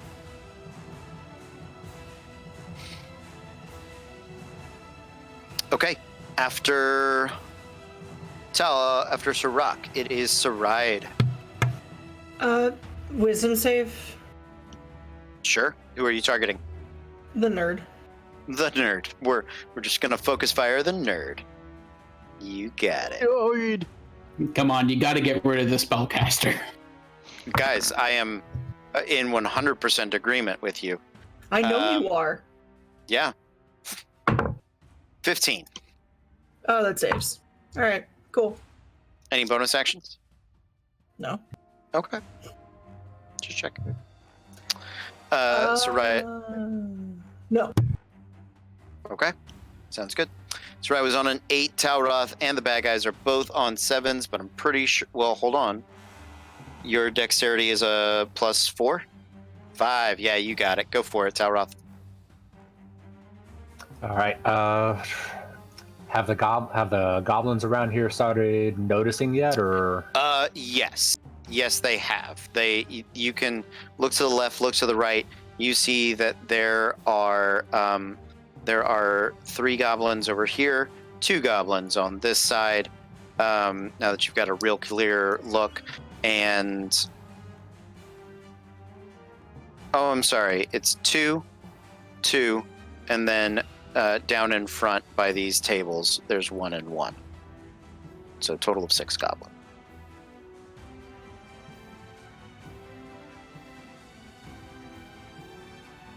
All right, so from where I'm hiding by that statue, that same little spot I was at, would I be, is that about 35, 40 feet away from where the guy is, the nerd? 5, 10, 15, 20, 25, 30, 35, 40. Yeah, you're about 40 feet away.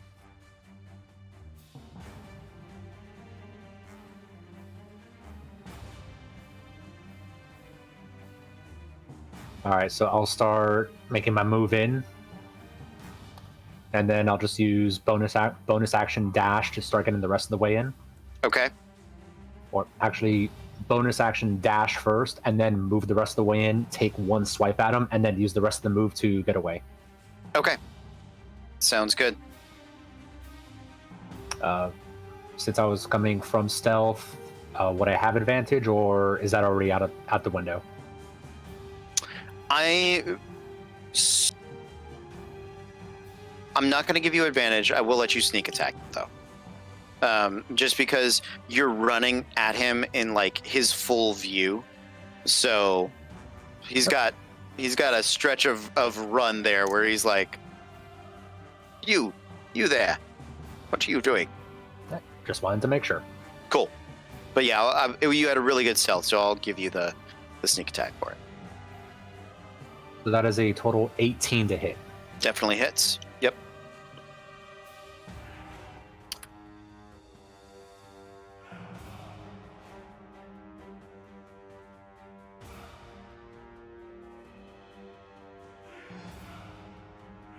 $19 damage total with the longsword. Nice. 19 damage total. Oof. Are you proficient with the longsword? I did double check on that, and yes, turns out rogues are proficient. I had just gotten so used to like 3rd edition and Pathfinder rules where they're not proficient with longswords, but in 5e they are. Okay. Sounds good.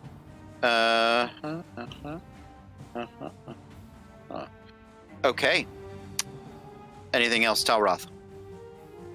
Yeah, pretty much just hit and run. So as soon as I hit him, I'm going to try to go back around, kind of behind. Back there. So yeah, 35 and then 10, 15, 20. Yeah, I'll give it to you. I'll give you like right on that corner there. Yeah, just Absolutely. dash in, smack, dash out. Okay. Sounds good. Goblins are up.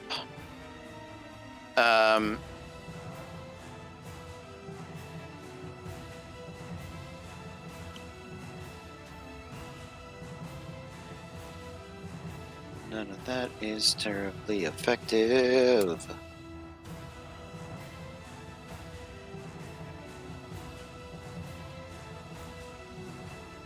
Okay.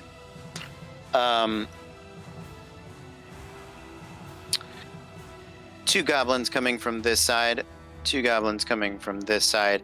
They're going to target Olaroon and Sirach. Sirach, since you are next to this statue, you are going to have 3/4 cover. So you're going to have a +5 to your AC. Let's start with Olaroon. On those, the highest is an 11. That's not going to hit. 2 attacks over to Sirach. A natural 19 +4 for a 23. That'll hit. That'll hit. Well, he got lucky. So the goblin comes over from this side. They catch a bead on you. It's going to be 4 points of piercing damage. One of the goblins that is down by this table, he's going to spend his whole turn dashing to get up in Olaroon's face. No shield, just his scimitar in hand. The other one that was here is going to circle. That was by this table. 25, 30. He's going to take a shot. He's going to circle up around the side. He's going to take a shot at Tauroth. Tauroth, you do have, I'm going to say half cover. So +2 to your AC on that one. That's going to miss with an 11. Now, I've got Saride. You're still up here in the back. Okay, I didn't hear you move forward. So, Olaroon, Tauroth, Olaroon, Tauroth.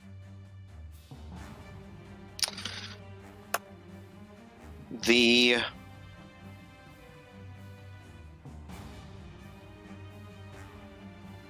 Hobgoblin Devastator is going to... Actually, he barks an order at his bodyguard.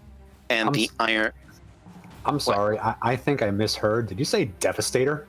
Yes, that is in fact what he is called. He is called a Devastator. Oh. Okay. Was that the nerdy one or the monkey one? Nerdy one.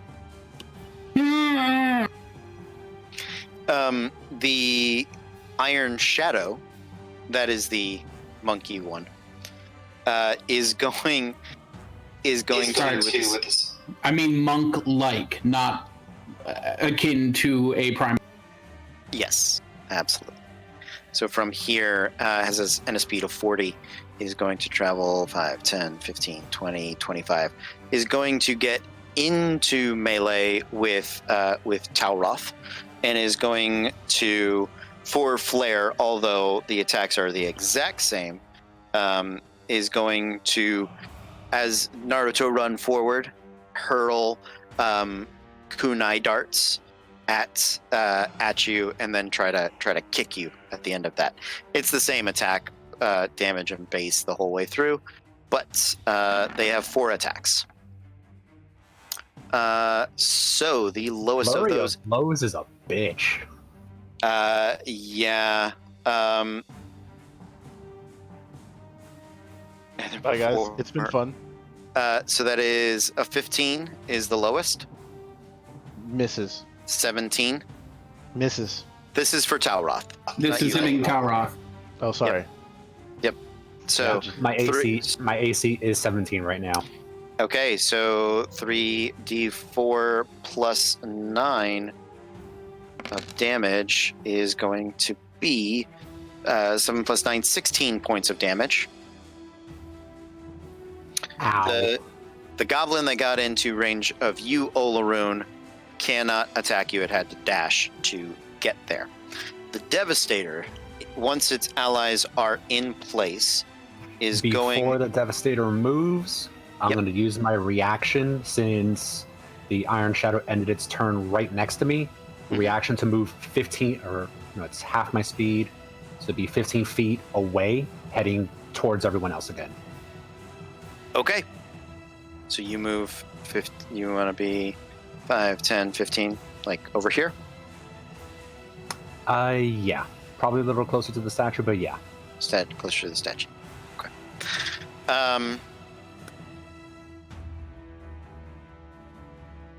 The Devastator is going to cast Scorching Ray and is going to step out around the side here to get a bead on, I believe it gets to make 3 attacks.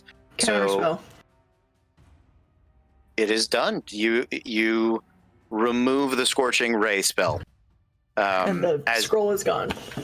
Okay, so as you begin to power up, it begins to gather the beads of fire in its midst. It lays out its hands. The staff that it was standing next to remains stuck there. The orbs turn into coalesced fire and then dissipate as you read the counter spell scroll. Okay, that is it for the bad guys.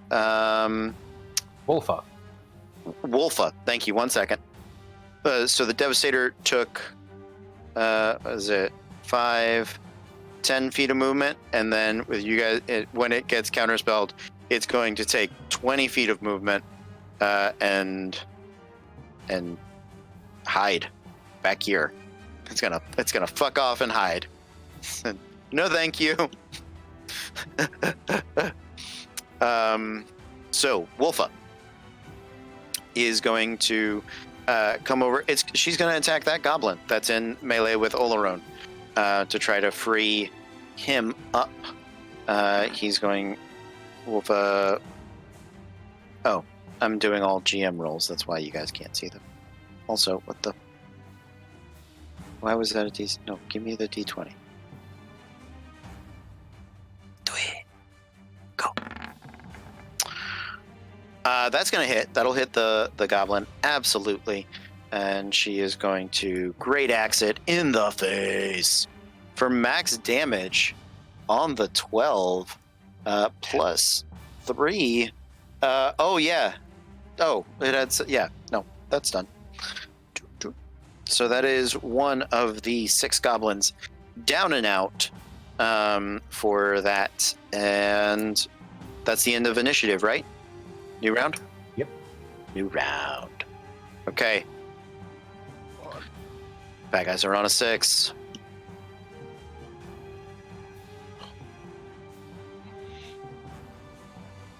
Wah, wah. Wah, indeed. Okay. Talroth is up top with a king.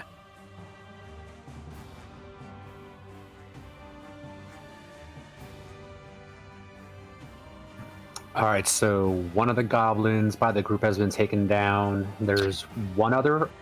So there was only one goblin that ran into melee, other than the Iron Shadow. That Wolfa defeated. The other goblins there's 2 on this side with ranged weapons, 3 now over here with short bows that are sort of pelting arrows in at you guys. But so one of them is not terribly far away. You could get into melee with it. The others are a little further. They're up on this ledge, so you'd have to like jump up there to get to them.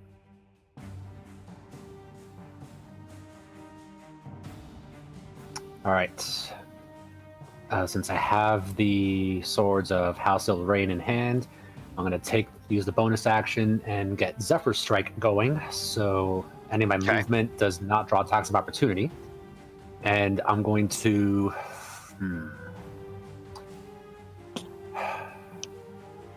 Let's see.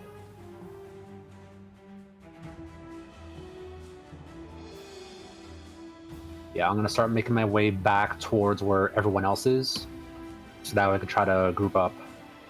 So you had left off right here. You want to be on this side? Yeah. Okay. Yeah, I mean, you don't need Zephyr Strike to do that, but you absolutely can. I'm just getting it rolling now. Okay, got it. So you move 5, 10, 15, 20 feet. You've got 10 more feet of movement if you would like to use it to go a certain direction.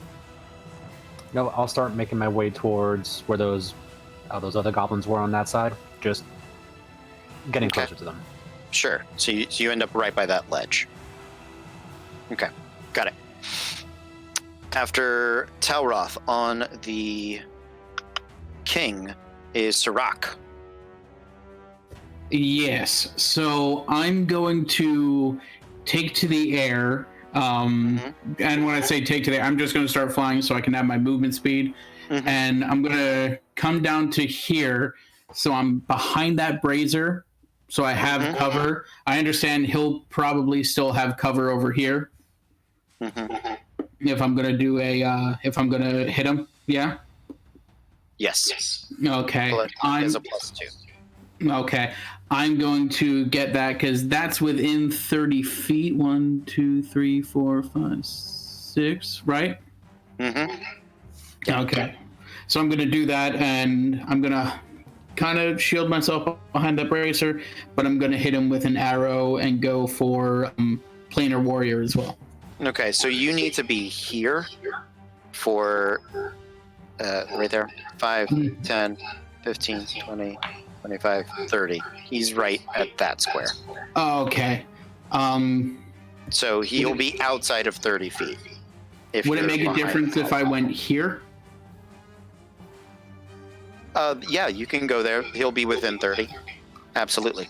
Okay, then then I'm going to post up right there. Okay, then I'll probably give you guys both 3/4 cover from each Okay. other. All right.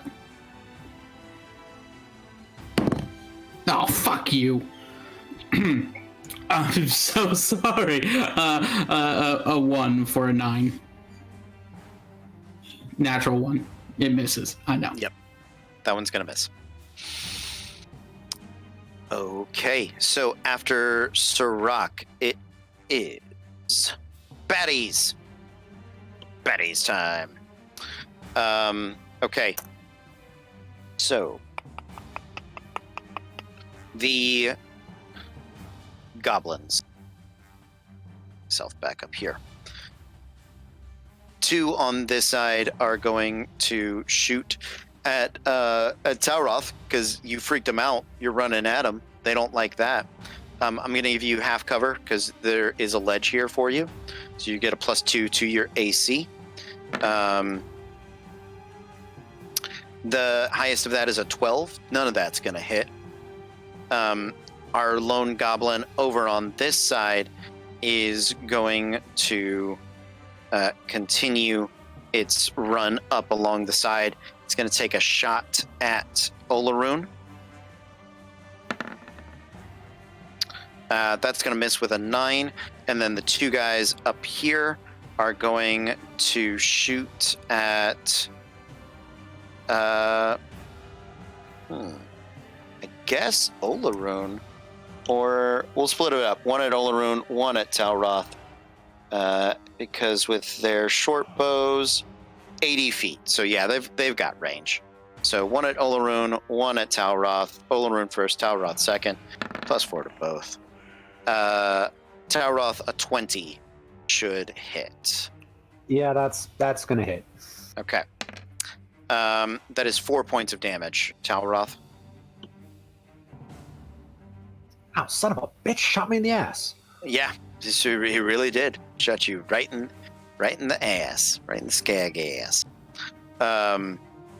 So that is it for the goblins. The Iron Shadow that had ended her turn right here is going to she is going to shadow jaunt up to the ceiling where there is shadow, and then on her way down she is going to make her attacks at Sirach. I mean, she doesn't have to. Well, you attack the boss, and I did. she has one job on this ship, so it's stupid, but she's gonna do it. So that is. I gonna love be, Galaxy Quest. right? 4 attacks.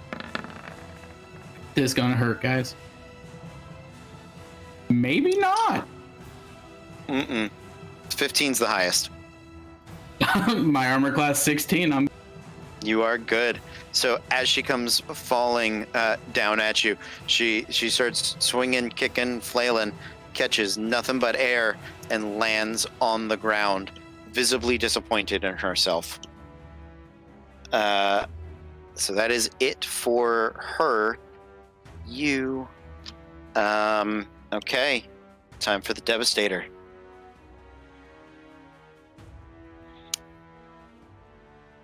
He is going to cast.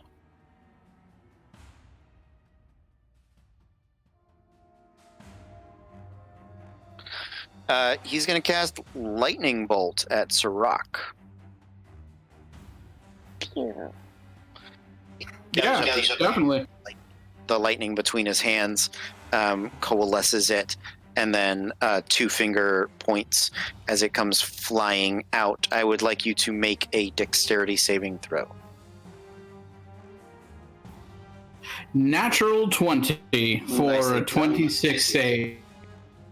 Nice. So you are going to take half damage from this, and if I am not mistaken, it is it 8d6 or is it 68? I can never remember. I think it's 8d6. yeah. So, right, I'm just gonna.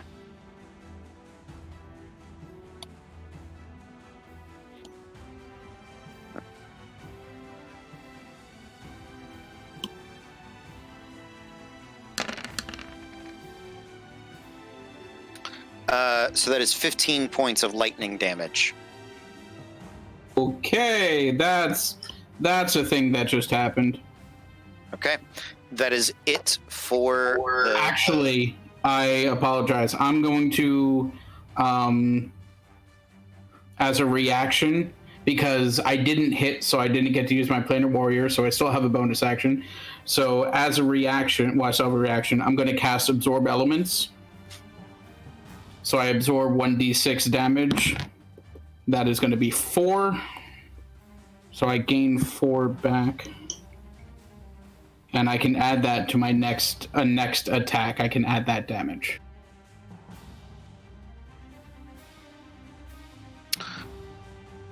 So actually, you get resistance to that attack, and you get to add a d6 to the damage of the first time you hit with a melee attack on your turn. So you should take 8 points of damage. Yeah, so it is less damage than what you thought.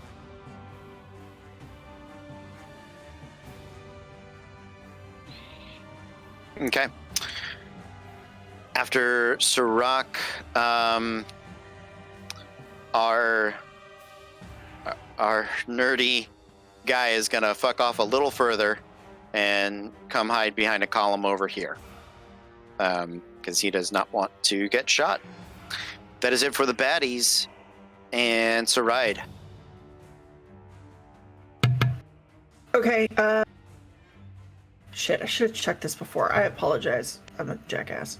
You're So, okay. yeah, bonus action, mantle bullshit for everybody, so 5-10 hit points. Mm-hmm. Would anybody like to use their reaction to move right now? Without provoking opportunity attacks. Yes. Okay. Let's, Talroth, do you want to move? I'll just go down the line. Yeah. The 2 goblins that were up here. Mm-hmm. Yeah, I'm gonna say hi to them. Okay.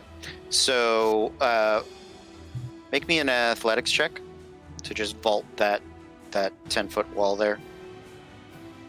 Any way I can negotiate acrobatics? Sure. Go for it. All right, so I rolled a 3 on the dice, but that's going to be a 10 total. Okay. You get up there. It does cost you 10 feet of movement. So then you have, so that's 10, 15, 20, 25, 30. Yep. So I'll say that there's one behind this thing. And there's another one further away over here. So you can be in melee with this dude. Yeah. Okay. Yeah. That's your reaction. Olaroon, I had you right here. Where would you like? How far would you like to go? As close as I can get to the nerd as possible. Okay. 5, 10, 15, 25, 20, 25, 30, 35. So moving at a pure diagonal. There you go. That's where you're at. All right. I can move 30 also, not 35. Okay. I think you're good. You're good right there. Sirach, you use your reaction, so you cannot move because your reaction was used doing absorb elements. Saride, back to you. Also, the 10 hit points work for Wolfa as well. Nice. Thank you. And if she wants to move, she can. Yes, Wolfa is going to move. Wolfa being here 5, 10, 15, 20, 25, 30. She's going to end up on next to that column. You get the feeling she's got her eye on that bodyguard. Okay, cool. See if I can help her. I know monks do wisdom, but this is about all I can do. I need for the shadow fuck to make a wisdom save. Okay, wisdom saving throw. Oh, it's not tremendous on her. It's only a +2.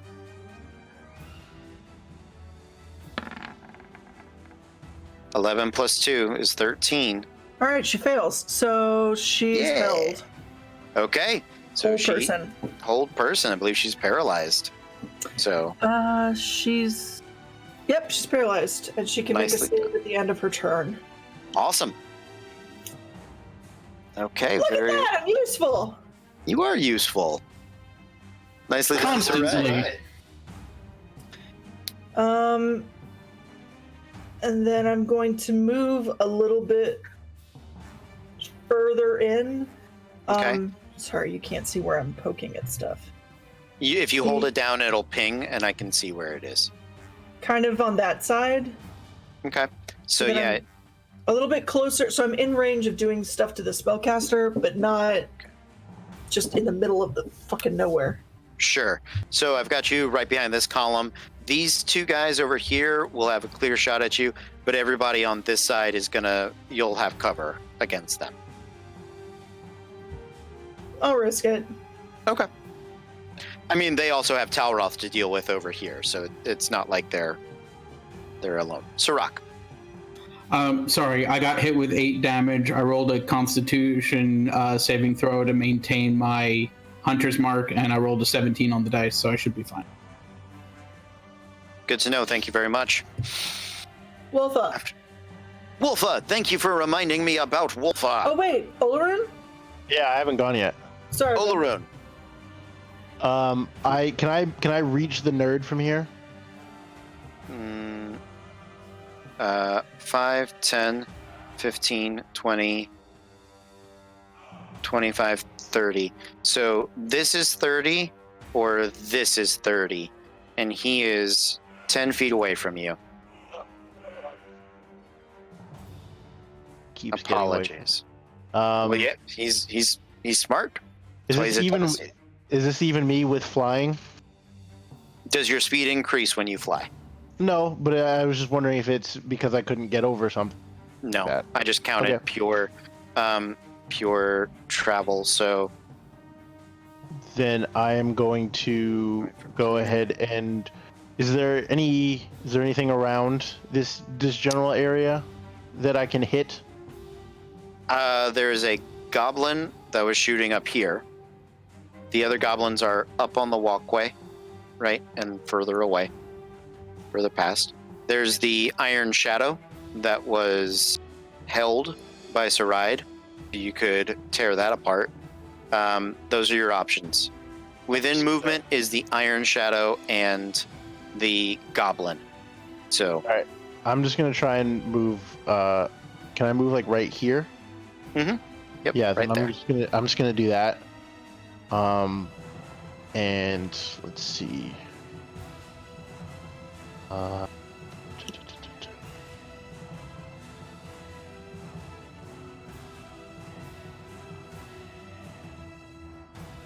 And you know what I'm gonna do?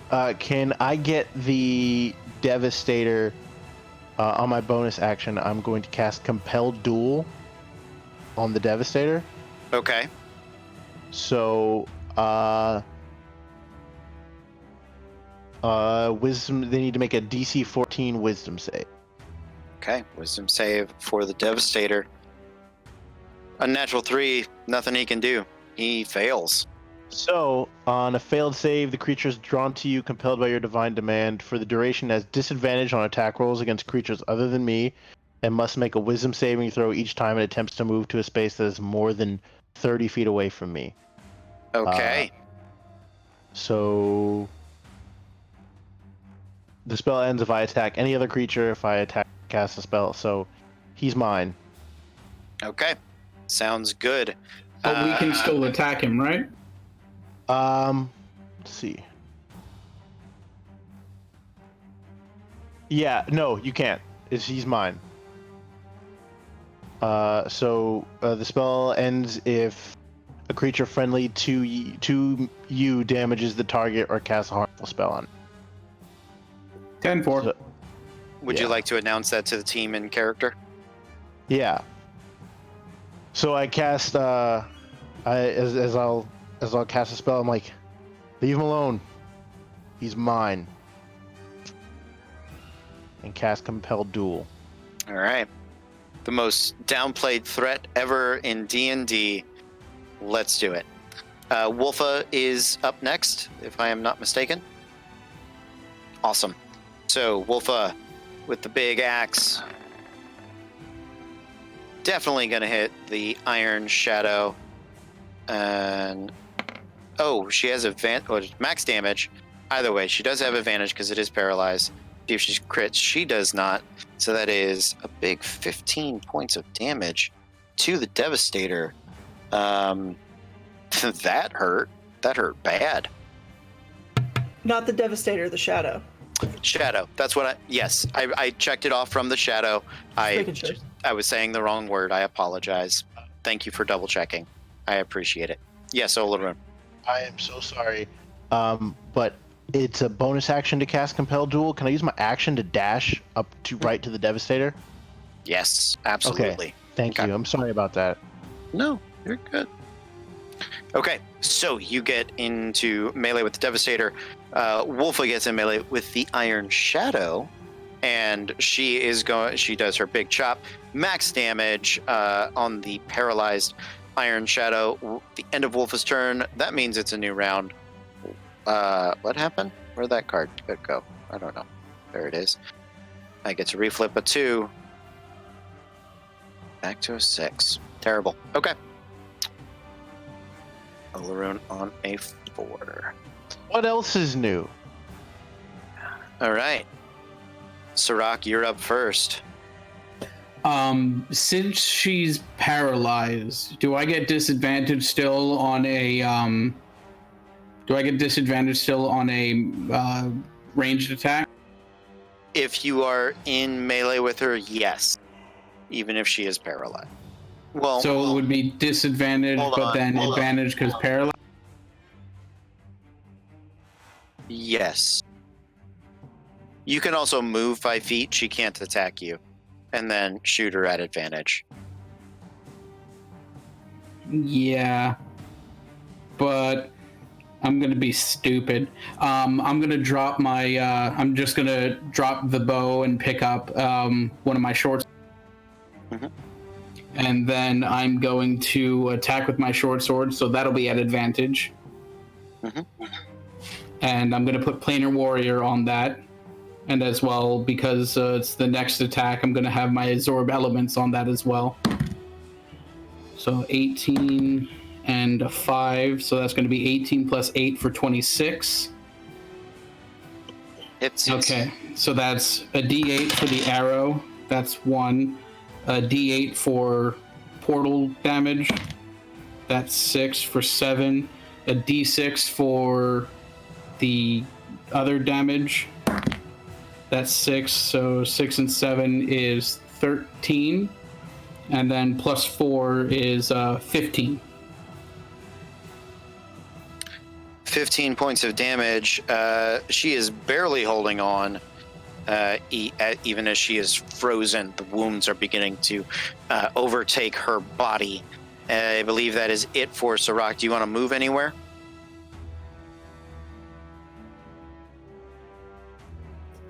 No. Okay. Staying put. Over to Saride. You're over here. First healing word to Talroth. Okay. So, let me go ahead and do that real quick.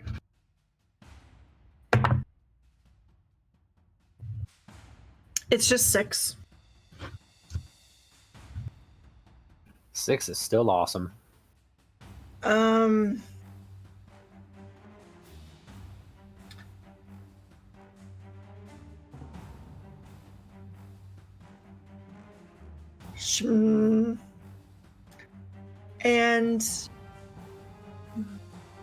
that's all. Okay. No, Would you like to move anywhere?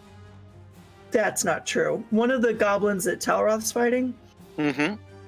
I will viciously mock them. So Do I need a it. wisdom save.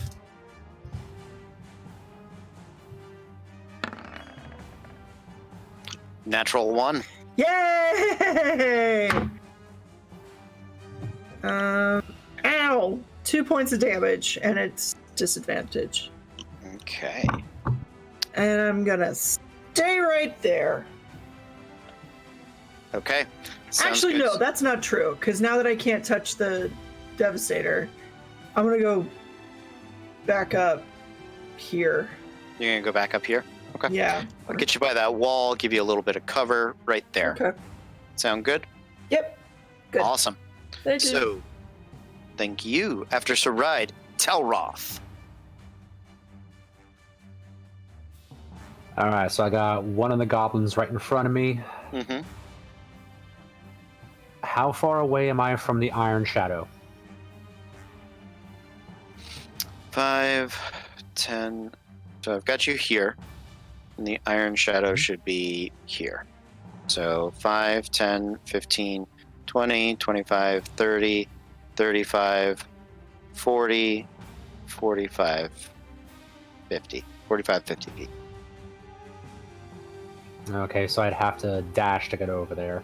Mm-hmm. Dash is a bonus action. I mean, Wolf has got her. All right. That's a big thing. Even if she comes back in the next turn, she's fighting me and Wolfa, and then Wolfa's going to be at the... Yeah, and if Wolfa keeps rolling fucking 12s on damage, Jesus. Right? Damn it. Like a Wolf. All right, so I'm gonna go ahead and slice down the goblins right in front of me. Mm-hmm.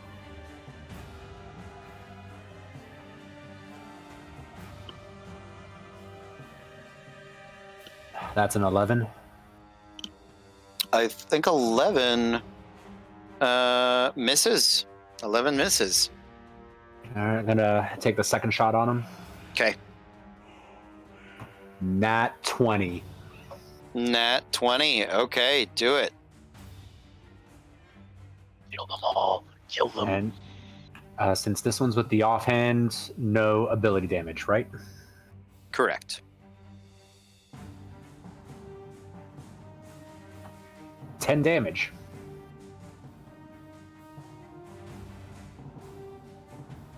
On a d6? I rolled twice. The first one was a 4. The second one was a 6. Oh my god, you critted. That's right. I forgot. I'm so sorry. I am so sorry. All good. It's dead. You absolutely you kill it. Murderized. Well done. Yeah, so swipe with the first one, miss. Jab it with the second. I'm gonna Yes. turn and look at his buddies and tell them, "Fuck off."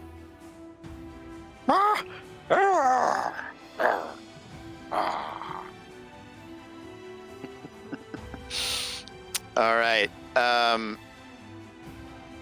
After Talroth, it is the baddies. So the one that you just told to fuck off is gonna try to shoot you at disadvantage, Talroth. It's gonna miss, and then it is going to, as a bonus action, it's going to run and hide.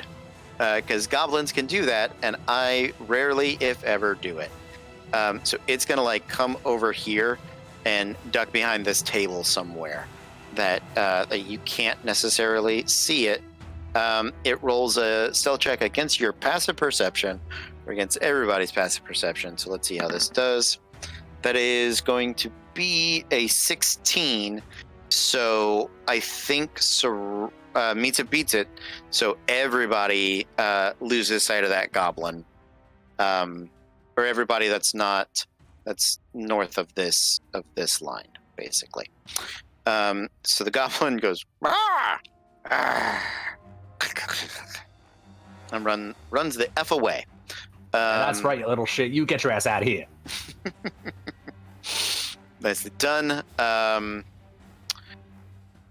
see. Devastator at the end of their turn is going to roll their wisdom saving throw. It has a +2. Natural 19 +2, so it does save. So it is free, but that is the end of its turn. That's all. Was that Devastator or Dark Shadow? Dark Shadow. Dark Shadow. Dark Thank Shadow. you. Dark Shadow, Iron Shadow, whatever. Either one. Shadow. Yep. Yep. Terrifyingly named. Some shadowy figure. So of the 1, 2, 3 goblins that are over on this side, they are going to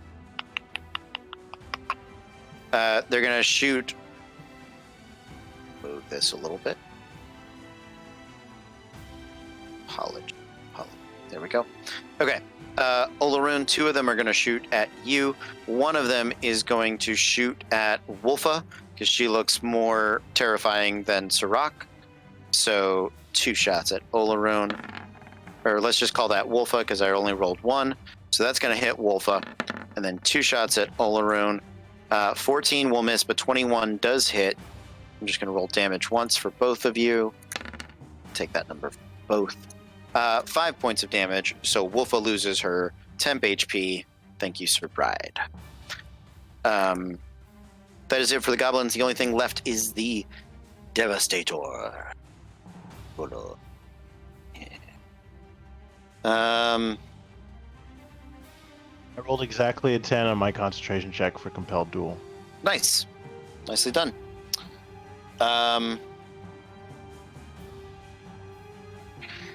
Seeing you concentrate on a spell, the Devastator is going to summon its staff off of its back and tap the floor. And you see it's not the staff it wanted to pull up. It's just its own casting implement. When he does, he is going to cast at 4th level Magic Missile. Oh. And so I'm going to need you to make 4 concentration checks, all DC 10. That is a 1 Excuse to me. 19. No. It's 3 for 1st level, 4, 5, 6. 6 concentration checks. You got this, Cole. You got this. I believe in you. So I succeeded the first 2. Mm-hmm. Nice. Failed one of them. That's it. That's it. Okay, so that is 6d4 plus 6. 17 points of damage. Olaroon.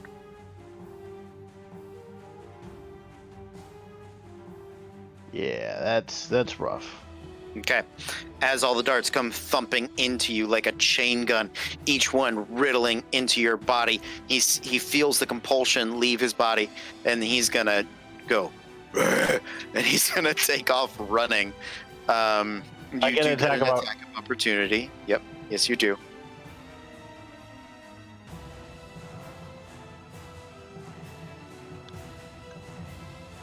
Ooh, it's not great. 13.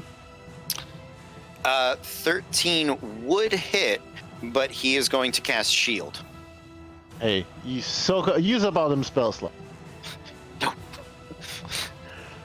He does not want to get hit. Okay. He ends up moving 30 feet. I'm going to say he... Here. 10, 15. I can fly. There's literally nowhere he can go. I know. He doesn't... I mean, he accepts that, but he does not want to stick around, so he's gonna keep running. He's gonna actually run down to this corner, down by the fire. That's off the camera where people cannot see it. I apologize. He's gonna run like this way. So 5, 10, 15, 20, 25, 30. He's gonna run right around that column. Okay. That is it for the baddies. Who's next? My turn, I think. Okay. Wait, is it? Because I think I'm the only one that hasn't gone yet. Oh, Laroon. Yep. Yeah. Olaroon, then Wolfa. Okay. So I will bonus action, since I don't have to concentrate on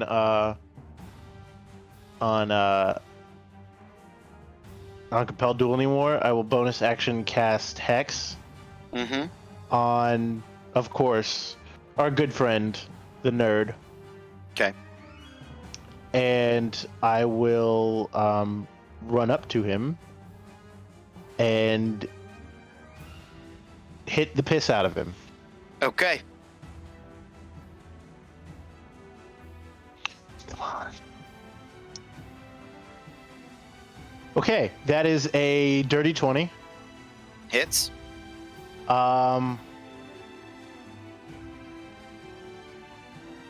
Also, it has disadvantage on. Let's go with intelligence checks. Got it. So that does 1d8. I'm just gonna throw I'm gonna throw onto there as well. I'll use my last spell slot.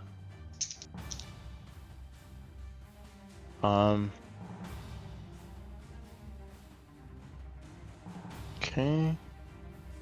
10, 11, 12.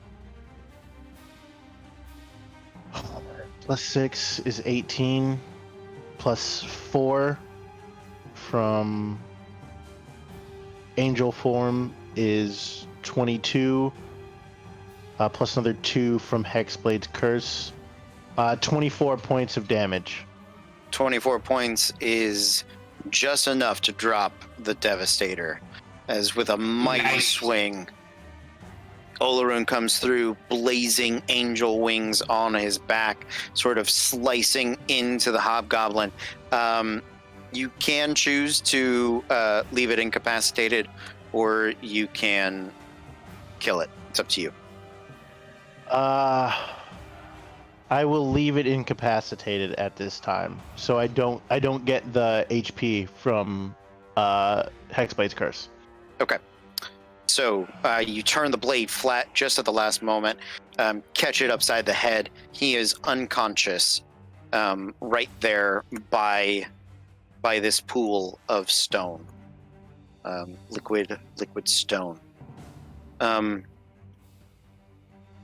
After Olaroon, Wolfa smash Iron Shadow. Yeah, dead. It's 2 hit points. It doesn't. Wolfa smash Iron Shadow. New round.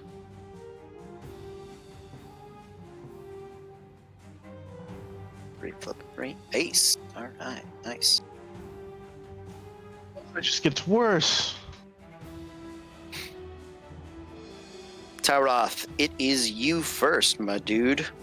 How many other goblins are nearby me? The other one that was near you is hiding. So you will have to go try to find it. Let me move this so that we are looking at your half of the world. So when last you saw it, you were up here by that keg. The goblin was down. I touched it. I touched it bad. I did a bad touch. Was down here, and it ran this way. And when it leapt over this coffin, you lost sight of it. So you don't know if where along the backside it is, or if it's in the coffin, or what.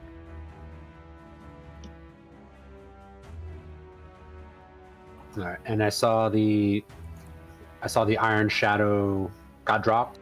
Iron Shadow's out. The rest of the goblins are on the other side.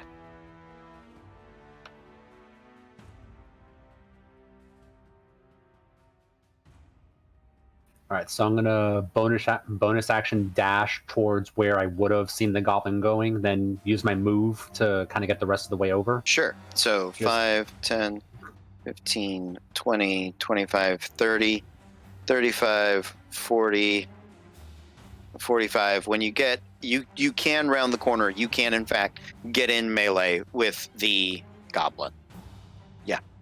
Yeah, so running around the corner, it's like, oh, you little shit. And I'm just gonna take my one swipe at him. Okay. I said to run and fuck off. Swing at him. Okay. Natural 16 Definitely hits.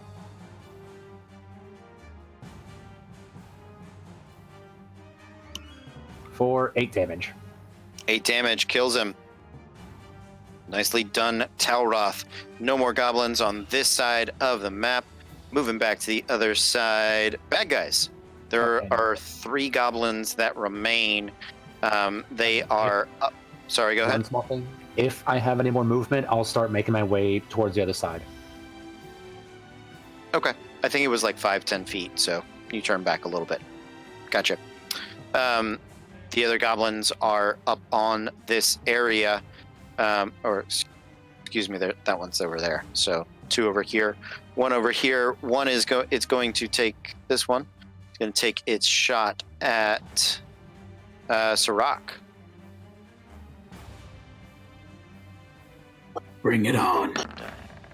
That is a 14 to hit. It misses.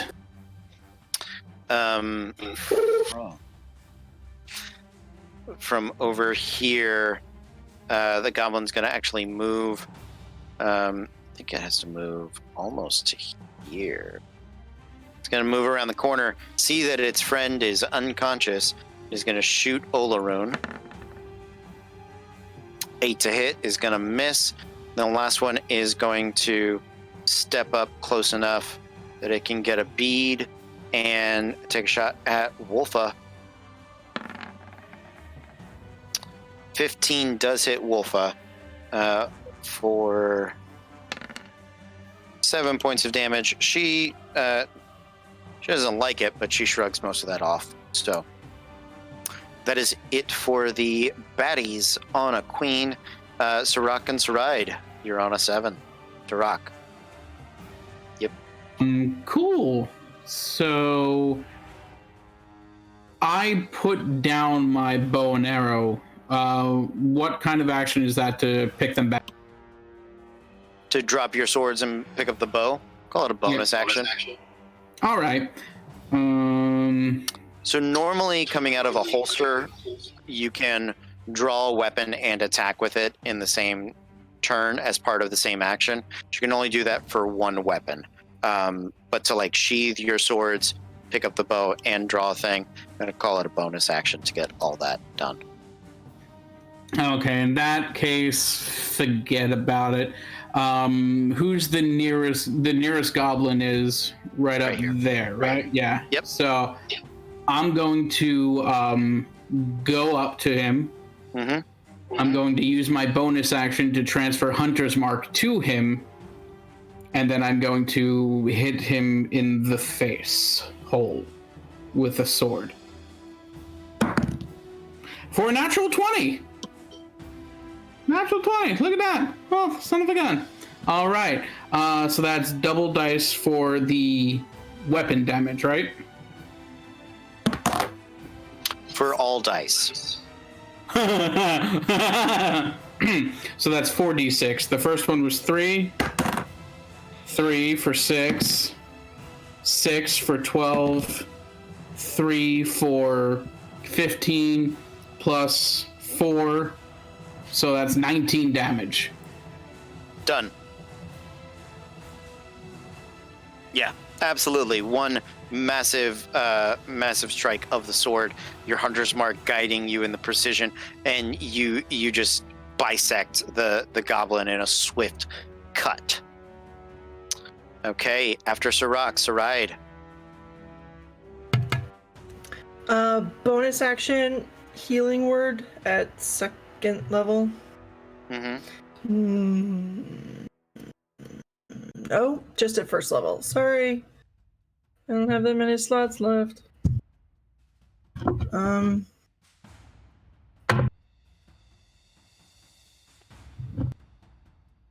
So 6 points to Olorun. Okay. And then I'm going to use all of my movement to start running towards him.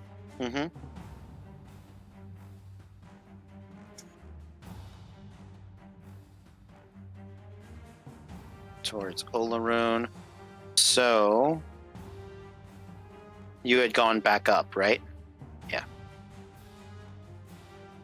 Yeah. Here. So Wrong thing. like there. Is that where I can get to? Yes. Can I use my action to dash? Yeah. I do that. So you can get to about there. Okay. Okay. And your healing was to Olorun? Just 6 points. Okay. But it was healing word. So I rather than count the whole distance, you're good. I think you could have you move and then do it and you're good. No big deal. Okay. After Saride, it is Olorun. Okay. What am I looking at in terms of enemies? One goblin up here, one goblin further away. All right, and where's Saride? Here. Okay. Let's see. I can't reach any of the goblins from where I'm at now anyway. So I'll just kind of stop right around here, like right next to wherever Saride is. And yeah, that'll do it for that'll do it for my turn. Okay. After Olorun, Wolfa, she's gonna take the dash action, coming from here. So 5, 10, 15, 20, 25, 30, 35, 40, 45, 50.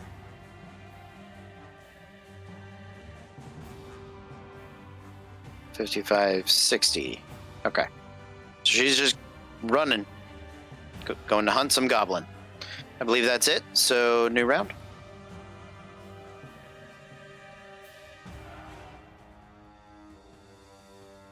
Ooh, looking like Saride is up first. Olorun's up first. Olorun. This never happens. So all that's left is those 2 goblins, right? And I probably still can't reach them from where I'm at. I think I'm like all the way across the map, pretty much. I mean, so you're here. 5, 10, 15, 20, 25, 30 gets you here. Nearest goblin is here. So, nope. I'm just gonna move like right around. Just gonna move like right around here. Okay. You come inching forward. Any actions, bonus actions? Action. I will. I'm going to use healing hands on my Okay. and restore 4 hit points, Nice. and that'll be it. Okay. After Olaroon, Saraid. Bonus action, Mantle of Inspiration for everybody. 5 Okay. temp hit points. If you,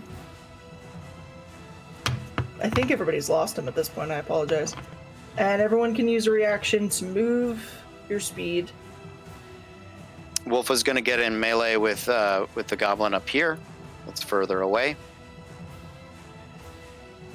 I will move all 35 of my feet, just getting closer to all the other goblins. Okay. Sirac. Sirach is going to move all 50 feet down to the downed Devastator in case he decides to, roll 3 saves and get back. Okay. And Olaroon, I saw your ping, so you're going to be in melee over here. Yes. Sounds good. Anything else to ride? Use the rest of my movement to get to the Devastator as well. Okay. Yeah. You were not far from him. You Yeah, got there. and she's gonna get on the ground with him and start getting stuff out of her bag, like cloths and things, Mm-hmm. so that he wakes up to a semi-friendly face. Hmm. He thinks. Aha. Okay. After. Oh, and I'm taking that fucking staff away from him. That's for damn sure. Okay. You take his staff away. After Sarai, Talroth.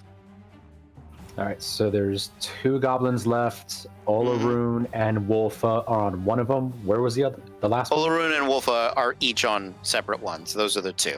So somebody's on each one. With your dash and your speed, 60, 70 feet, you can get to one. I'm not going to belabor it. So if you would like to make an attack roll on one of them, you absolutely can. Well, Why don't you go to Olaroon's? He hasn't attacked yet. So. well, here's the question that I had. It's with the Okay. wording for Zephyr Strike. Mm-hmm.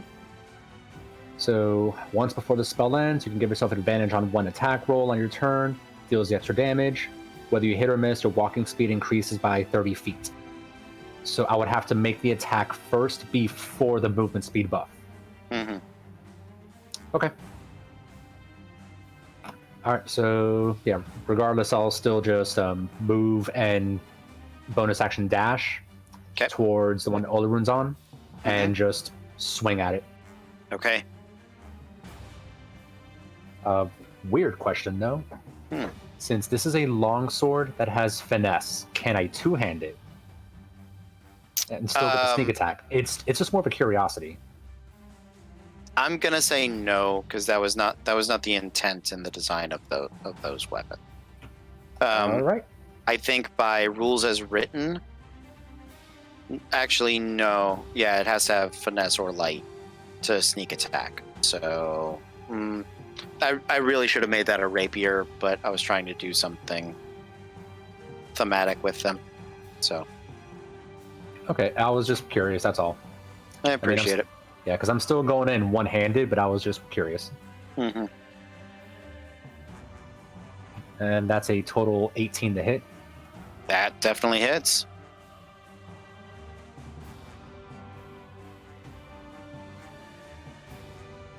And he's in melee with Olaroon. So that's going to be...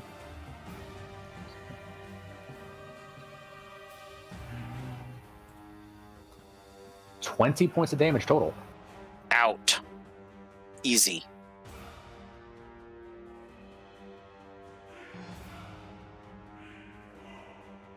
That would pretty much be it. Okay. After Sirac, Talroth, Sirac.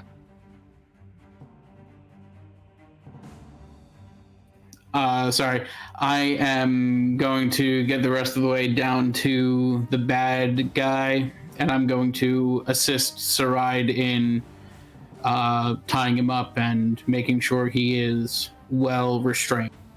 Okay. Sounds good. After Sirac, it is Wolfa's turn. She is going to take a swing that misses. Okay. For the first time. I know. Oh, wow. I know. Yeah, she rolled a 4. That's not going to get her to a 13, unfortunately. So I think last round, hopefully, fingers crossed.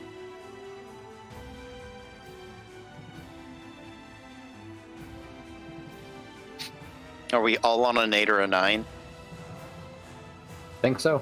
Sirach on a jack. There you go, Sirach. It's your turn, buddy. Do it. Continue to tie up Oh. effectively. Well done. Well tied. Saride tying him. Olaroon, go kill one. Yeah. I can reach him, right? Yes. I'll kill him. Kill him. Do it.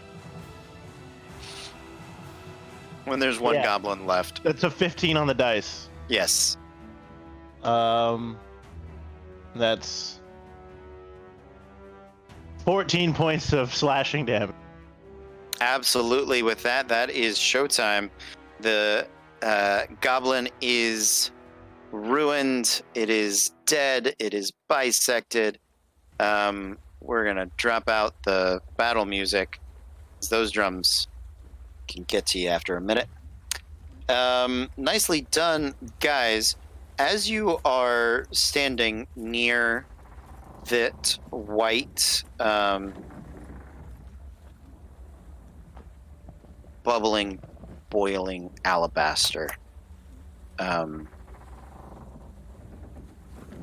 you guys are right near it. Sirach and Saride, I would like you to make perception checks.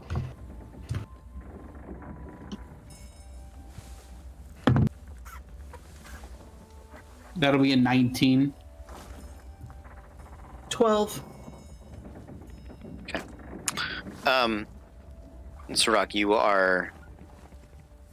you notice it first, and Saride a few moments later.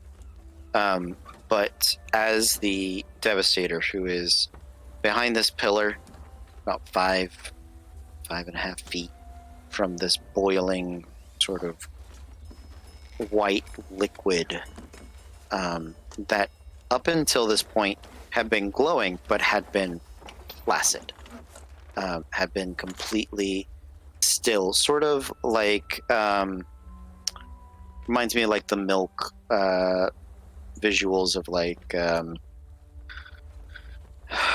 Westworld, or sort of that waxy opening, blood opening of Daredevil, like that sort of coating that happens.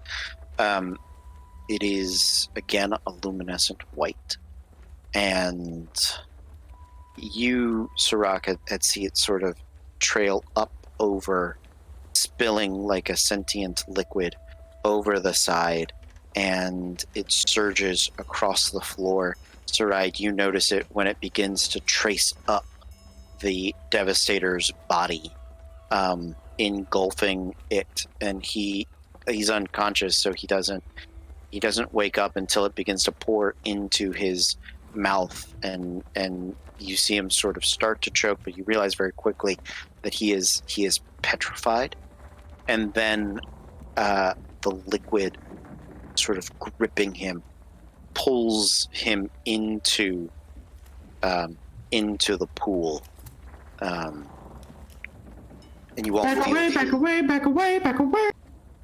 You guys feel the mountain sort of rumble, and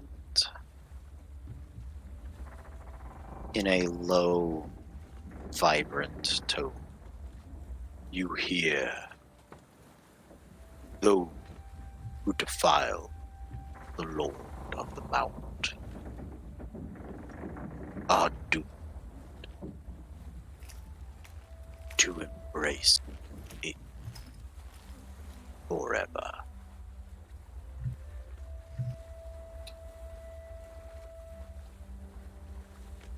And then the pool goes still.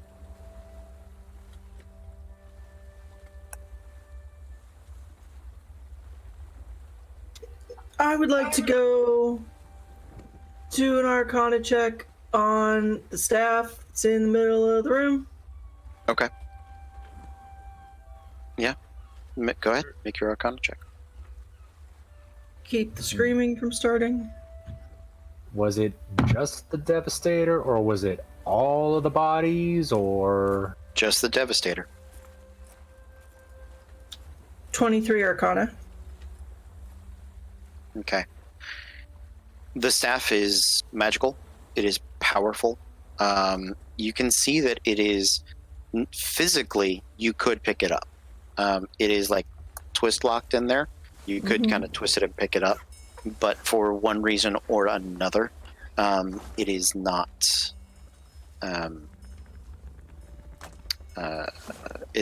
pulled out. You can tell that it has a transmutive magic to it.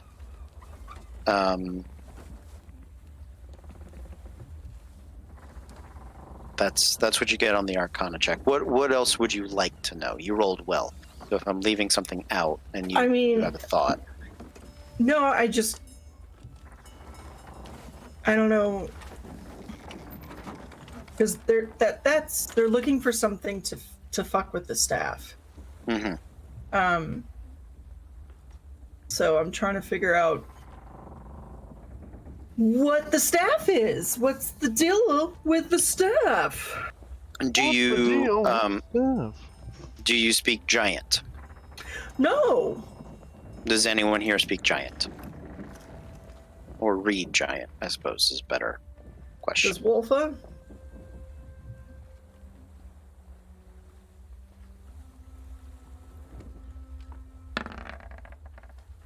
No. She does not. With a 9? No. Sorry. 9. She looks at it and she's like, yeah, it's Giant. I'm sorry. I'm really sorry. Is there anything else around the area that would kind of give a clue as to what that thing actually is and what it does? Make investigation checks.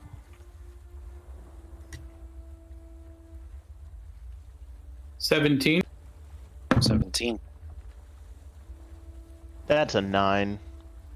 10. 18 total. Okay. 17, 18.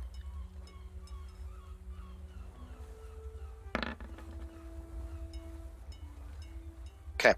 Yeah. What languages do you guys speak? For me, Common, Elven, Sylvan, and Thieves' Cant. Mm-hmm. Celestial, Common, and Undercommon. Mm-hmm.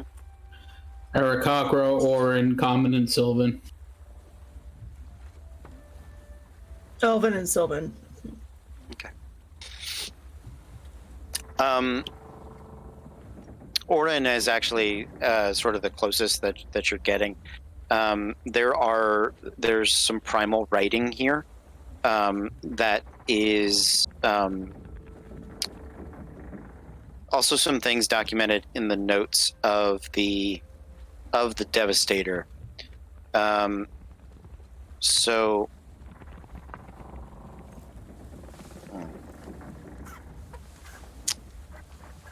here are, everybody roll me a percentile, please.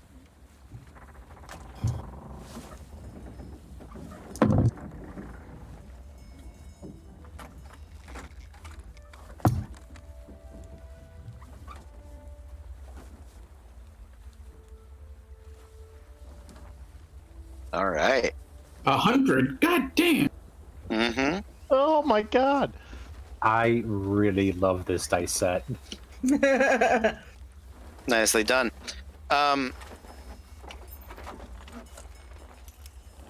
As you guys are searching about, you feel the vibrations begin again, and the light sort of begins to emanate and glow and you can hear sort of this psychic piece in your mind.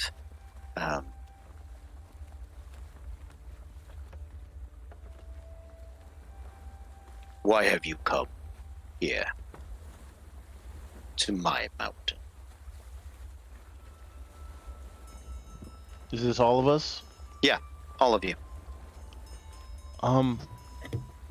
We're trying to find one of our friends. Her brother has disappeared, and we're trying to find him. Mountain has many denizens, many of which have been offered to me,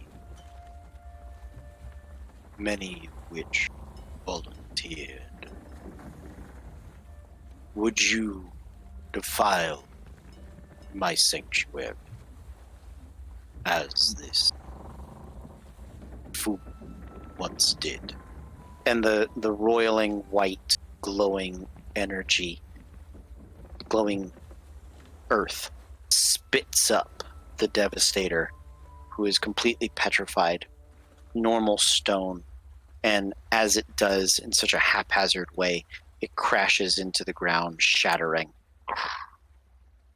No, to pieces. no.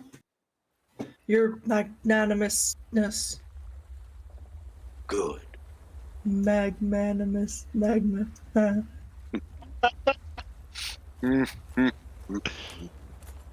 I mean, if it helps you out, there was a couple big old ogres and some more goblins in another room that seemed to be partaking in some grave robbing.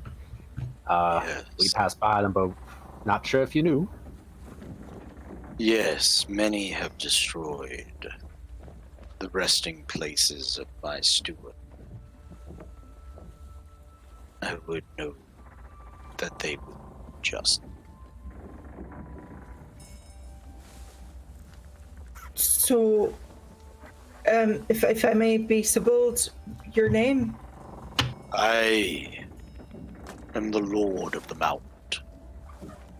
I am the Eternal Stone. I am that which is ever vigilant, all-encompassing. I am earth and life.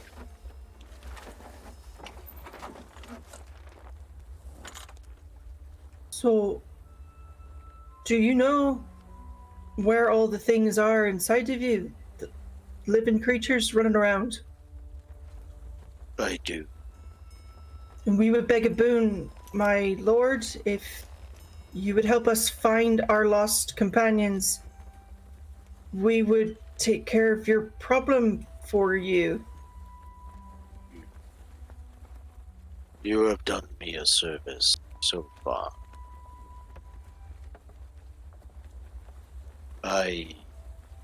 And you hear him sort of think. Make a persuasion check. I would love to. Yeah, with I advantage. would really, really love it. Okay.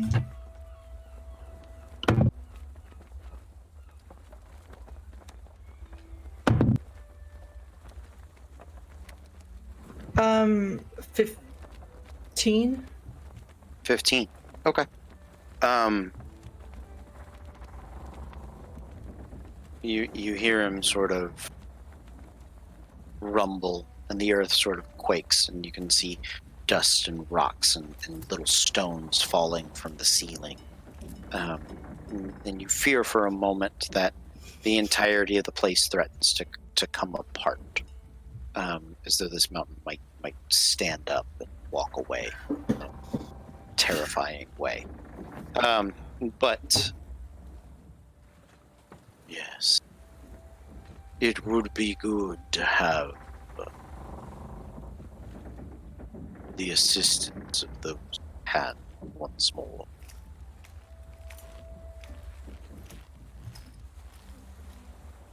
You will remove these disrespectful elements from my domain. And I will return those who have lost. All that we have lost? Well, like, how many is it? Because Well, like, Yeah. you Okay. can't have everybody. no, but that's a fair. lot. But like, there's like one in your wall. Mhm, mhm. That can we like include him in the deal as well? Yeah, I mean, I'm thinking you want everybody that's in Yeah, look, I'm just making sure. Okay, right, like, right. We're talking right, about the 'cause- walls here, right? I mean, are they in the wall right now? I mean, don't tell like you and me, real quick. Like, looks at the ground, just you and me. Are they in the wall? I mean, other than you guys and the defilers of my keeper's graves, pretty much everybody's in a wall. Oh, okay. No, I didn't know. I haven't seen everything here. Love No, what I you do with the was- place. Yeah. It wasn't me. Didn't do it. Oh, Yeah. So, It came steward pre-planned. staff. No. I would. Sort of goes back to being dramatic. As a final boon, I would see the steward's staff return to the stone from which it was hewn. that's this stuff. Yes. Yes. She wanted us to put it in the white molten. Yeah, and it sort of bubbles and rises. If I touch that, will it hurt me? No. Gonna go grab the staff and unlock it, Mm-hmm. and I'm gonna take it over to the white stuff. As you start to, the sort of the wall here around the kiln sort of raises and begins to obscure your ability. And he goes, "No, not yet. You require that to free your friends." Oh. Does it do anything? Does much, too much. It is compelled greed in many for the powers that it wields. All that are stone here are such by the will of the steward's staff. All that would be flesh again would be so by the will of the steward's staff.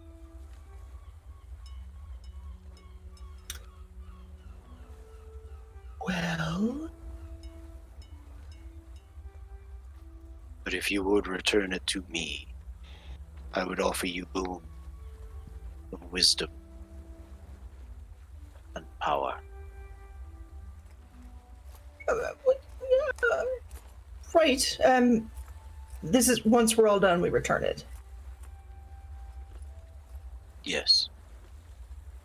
So, other than the ones that are grave robbing, do you know of any of the other ones that are around, or? So the Lord under the Mount, only Lord of whatever, only recognizes you guys and the grave robbers that are in this temple. That's dope. All right, that's doable.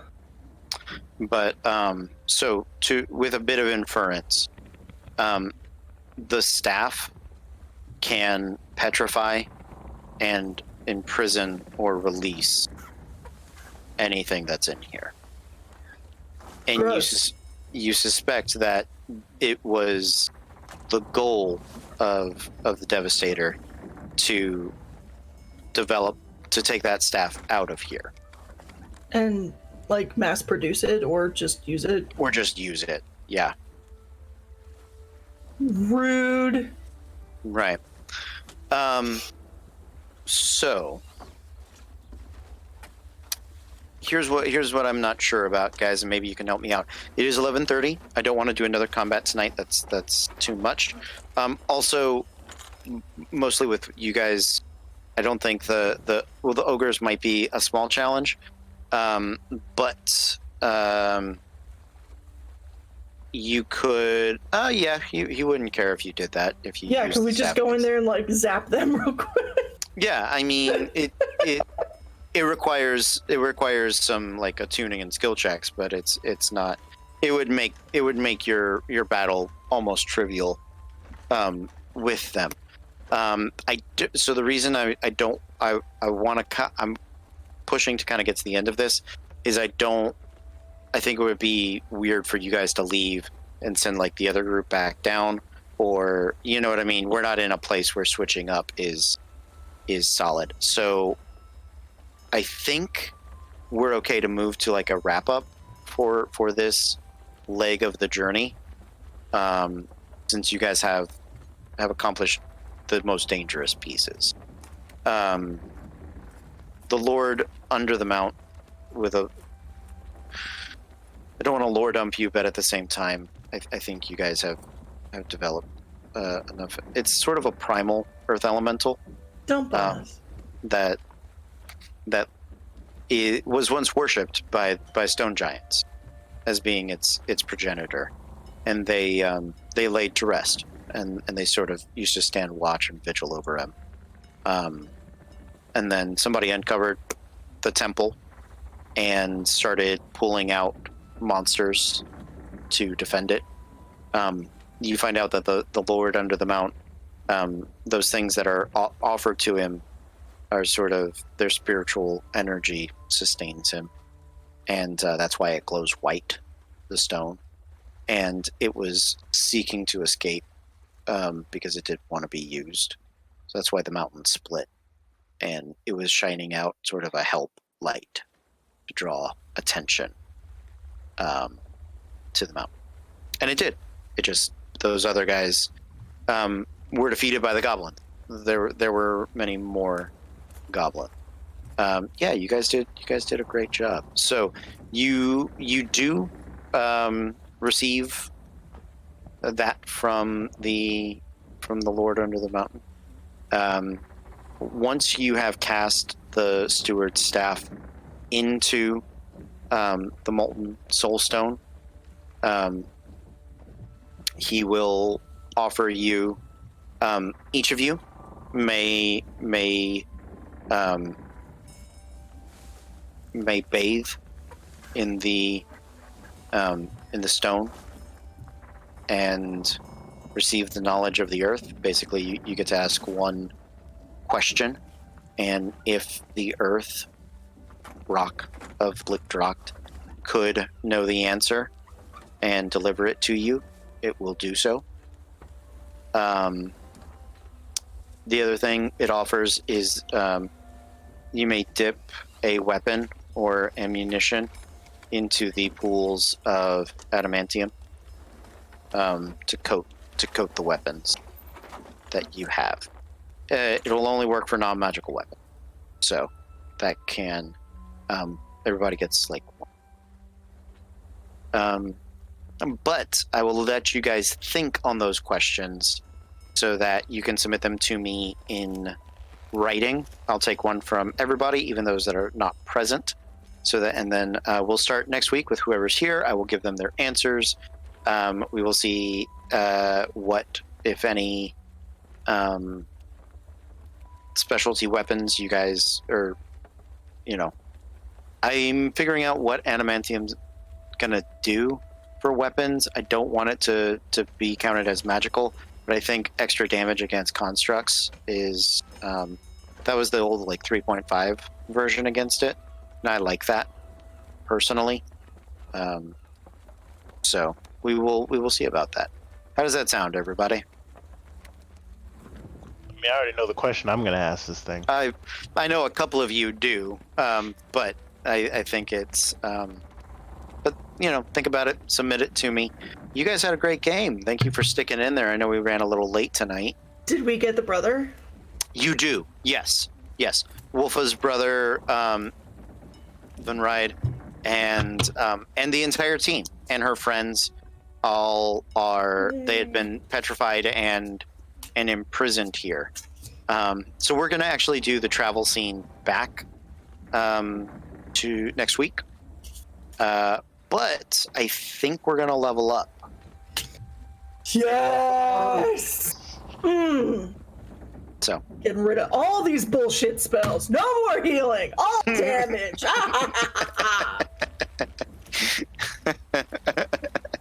well, sounds good. All right, guys, that's gonna be it for us tonight.